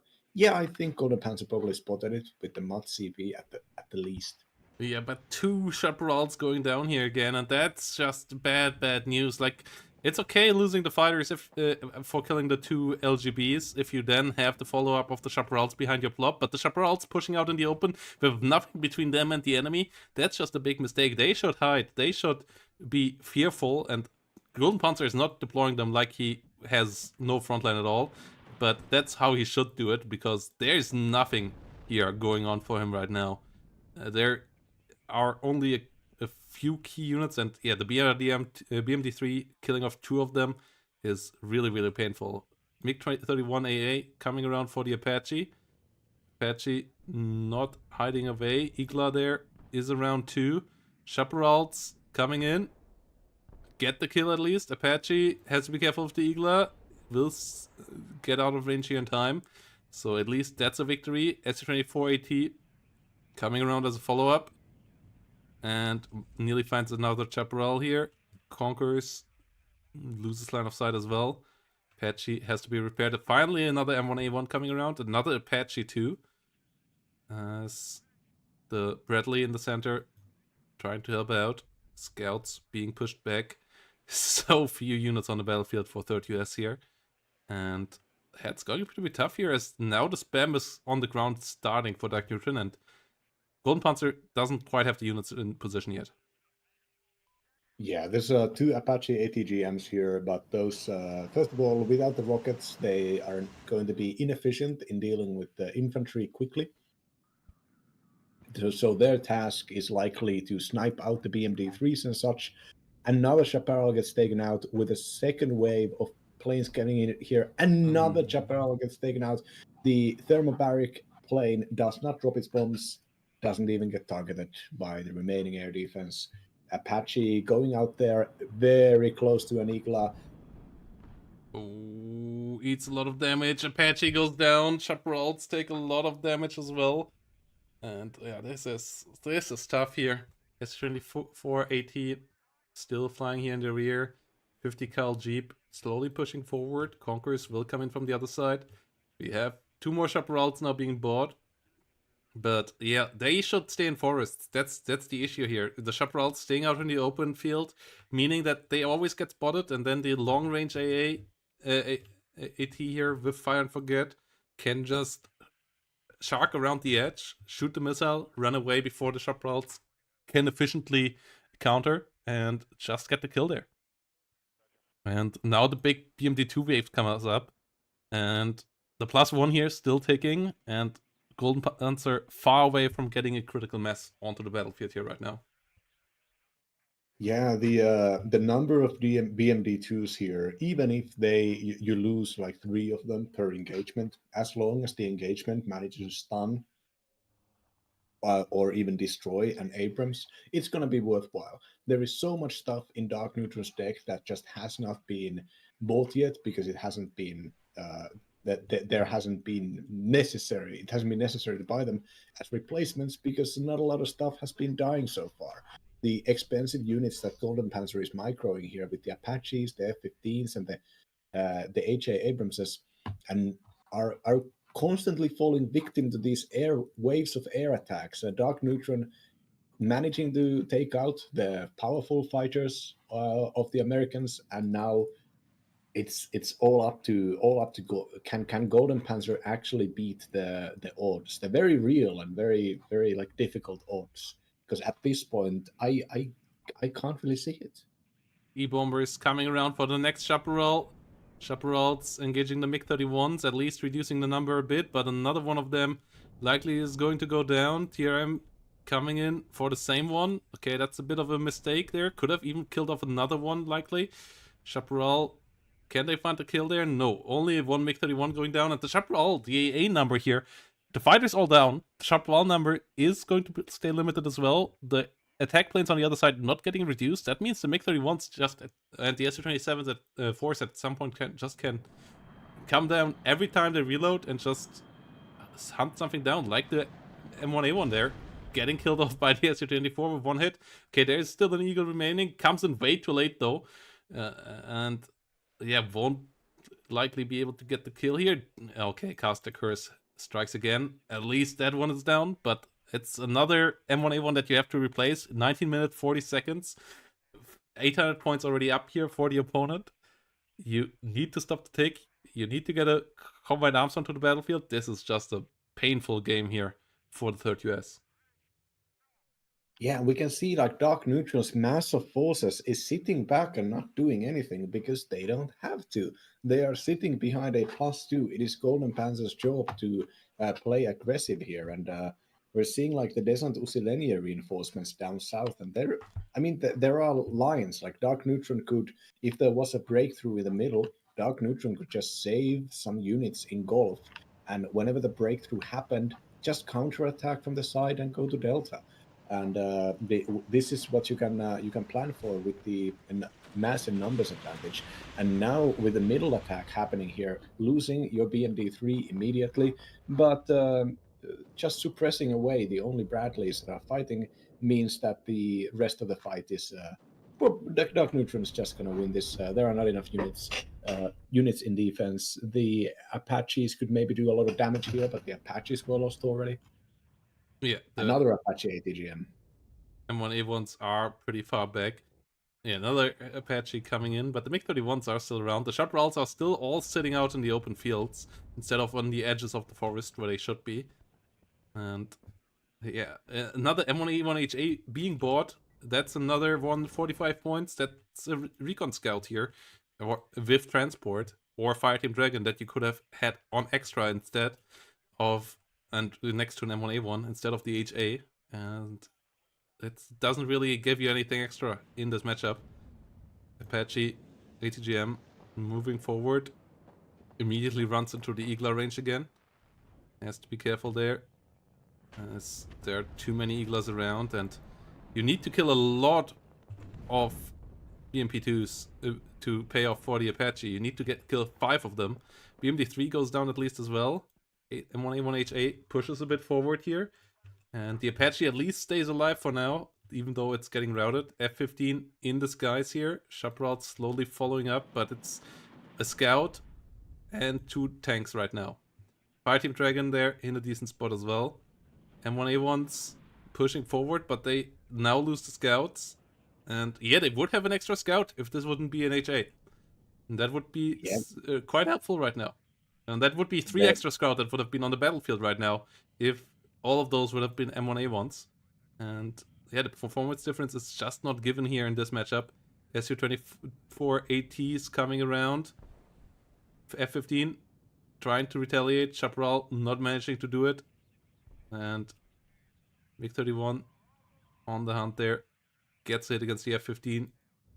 The Apache went down as well to the Spetsnaz coming through the north. And the Su-24 here with the side shot potential gets in another M1A1. This is just not developing well. Su-24 AT at least goes down as well. But so many heavy units going down here. And the combined arms is just not developing for GoldenPanzer. Yeah, this is like I get the idea behind GoldenPanzers probably was that, well, I am going to maximize my division to get the massive amount of American air supremacy fighters. I'm going to challenge the MiG-31s. I'm going to win. I'm going to get air superiority, and then I'm going to just use the Apaches and use the HA Abramses, and for close range attacks, I'm going to have engineers, and then I'm going to just play that combined arms. And losing the air game just put a spanner to the works to the point where GoldenPanzers just can't really do anything here. I get the, if you have a, like, the only way that you can actually realistically think about using those HA Abramses in this matchup is if you have total recon and air supremacy, and GoldenPanzer has neither.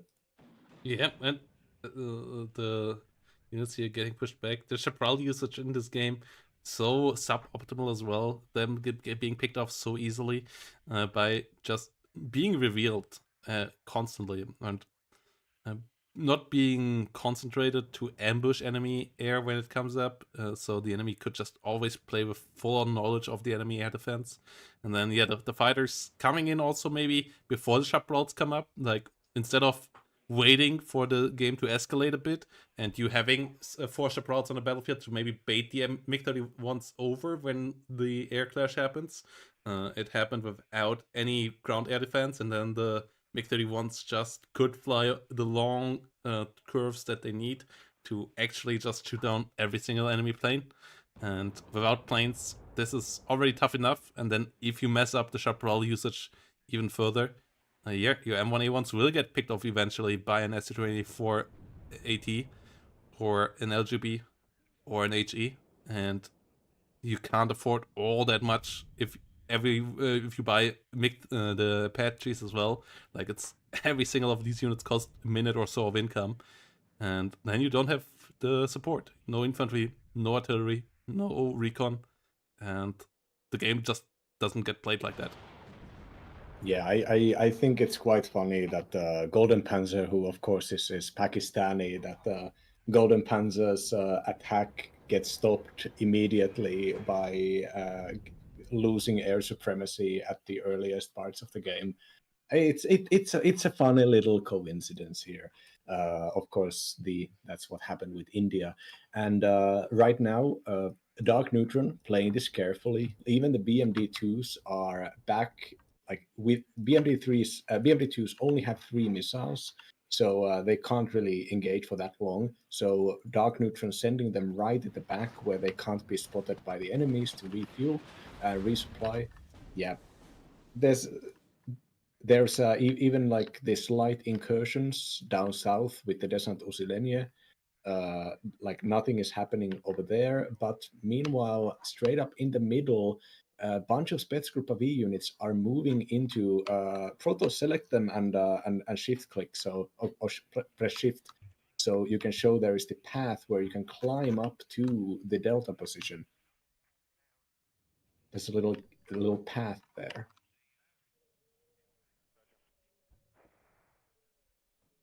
Yeah. There's multiple of these paths where it's a bit less steep on the cliffs, where units can walk up and drive up.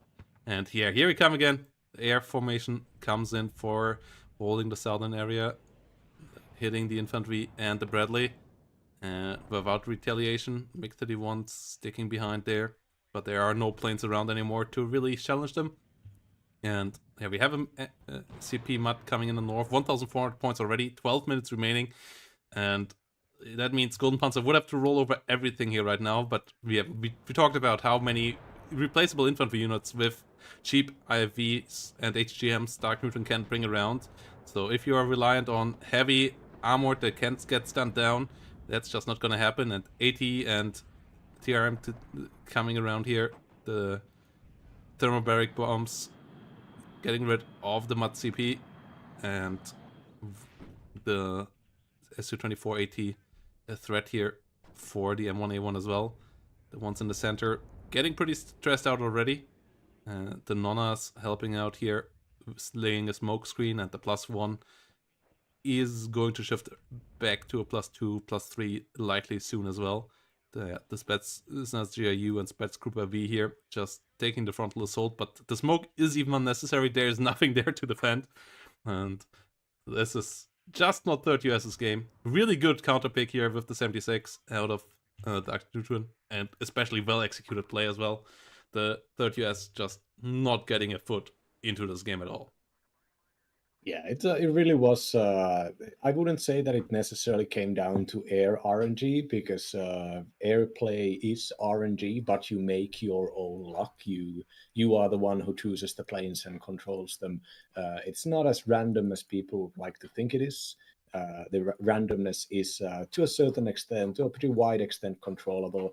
But the MiG-31s have 12K range and 40% accuracy, and if they hit, your plane is out of commission for like 10 minutes. So just having the MiG-31s always open up every fight by launching their long-range missiles, and basically having this advantage meant that you don't have to lose the dice roll that many times as the American to just not have your stuff out.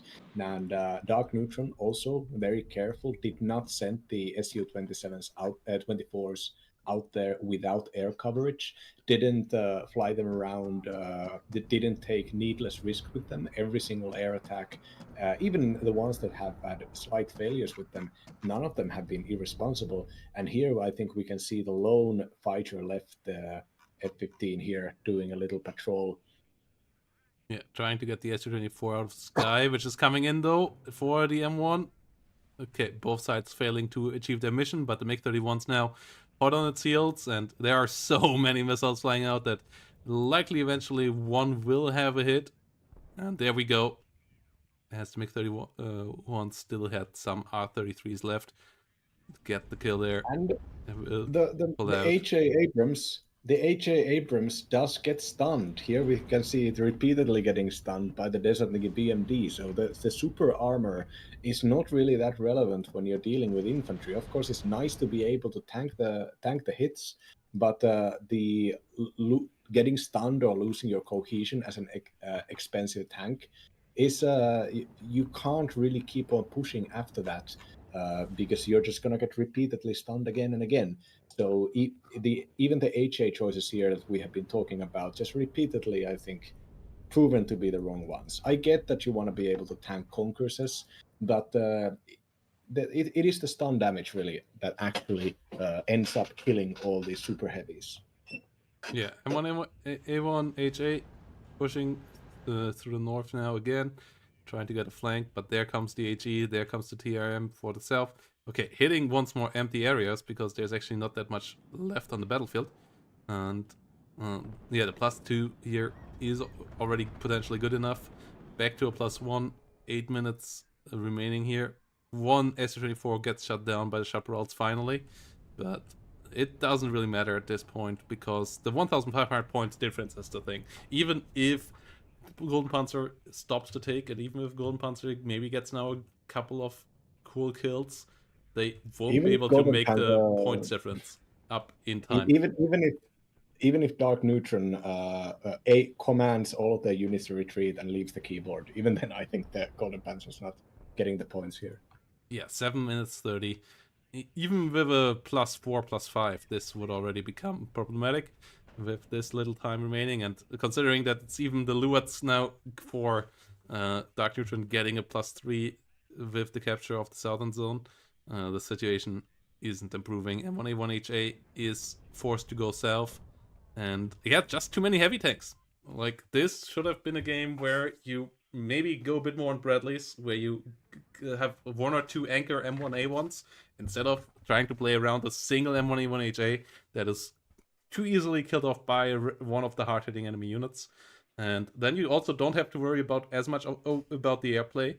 But Darkneutron adjusted for the the matchup, and GoldenPanzer kind of didn't. Like, the base play that GoldenPanzer did on the ground, that was good.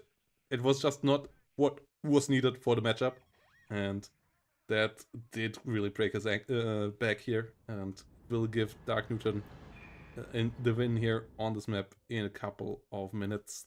3-minute timer now with the +2, as the M1A1HA at least gets back into the zone down here, but there are enough ARPGs to stun it down as well. CV goes down in the middle, so that's back to a +3, and the take here is starting to finish it. Nona coming in for the M1A1 CP in the north as well, that would be a +4, and yeah, as I said, the HA in the south, that can't go forward either, once more without any assistance. SU-24AT and MiG-31's coming around for it as well, so not gonna stay alive for long.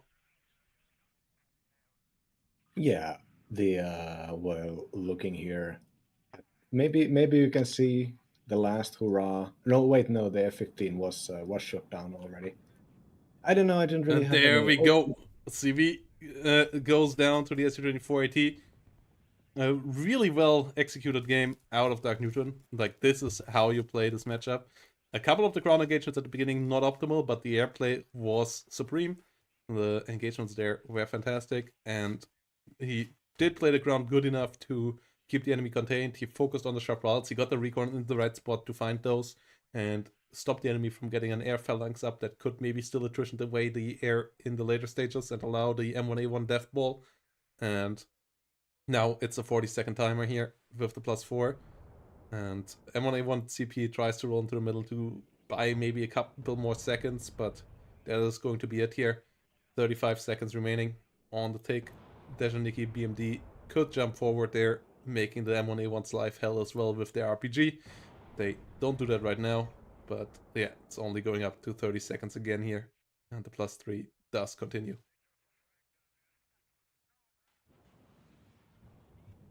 A lot of ATGMs flying around here.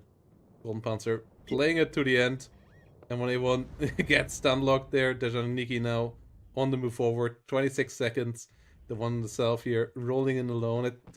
Yeah, M1A1's showing their prowess and that they even can roll this far forward as on their own, because they are such heavy tanks, such scary tanks, but in the combined arms environment, they will get overwhelmed here.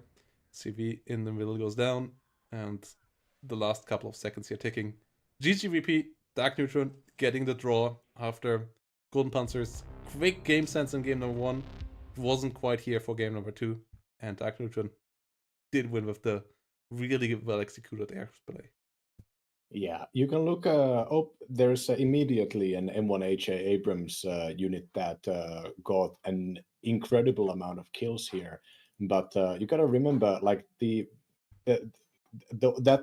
performance of individual units is completely irrelevant, or even the KDR. It is not relevant if it doesn't get you positions on the ground. So Darkneutron was happy to keep on sending cheap infantry units, BMDs, to challenge and hold the line, as long as the core win conditions of taking out the American fighters and removing the American chaparrals one by one were actually achieved. Yeah, job well done here by Darkneutron, and we have a draw of that. And yeah, my voice is starting to crack, guys, here. So we're gonna end it here for today. There is going to be the continuation of the Army General campaign tomorrow. There might be some WARNO casts early in the day as well. Yep. We gotta see about that. So I was also thinking that depending on if I can get a date to go to a art gallery tomorrow, I might be streaming tomorrow. And because we had so many games left, we had the Scoof games, we had Star Trek games, uh, but and I would probably maybe even cast these myself if you can't find the time, Protoss. yeah, we will get you guys informed there. We're gonna chat about that. And yeah, thanks for joining, everybody. We'll send you over now to. Is there somebody streaming WARNO? Yeah, Green Falcon 1 is streaming some WARNO. So let's support that effort in Polish and English. And Yeah. Also, if you need it to be in English, my stream has a bunch of like 5-hour VODs now. If you're interested. yeah, you can find the link in the chat to Chloroid's beautiful games earlier with 16th Belgian and co. And as always, thanks Getting for into the watching. Polish recently. After Protoss told the fourth Polish was S tier, I've been getting into it, and I agree. It is S tier. It's a phenomenal division. So yeah, thanks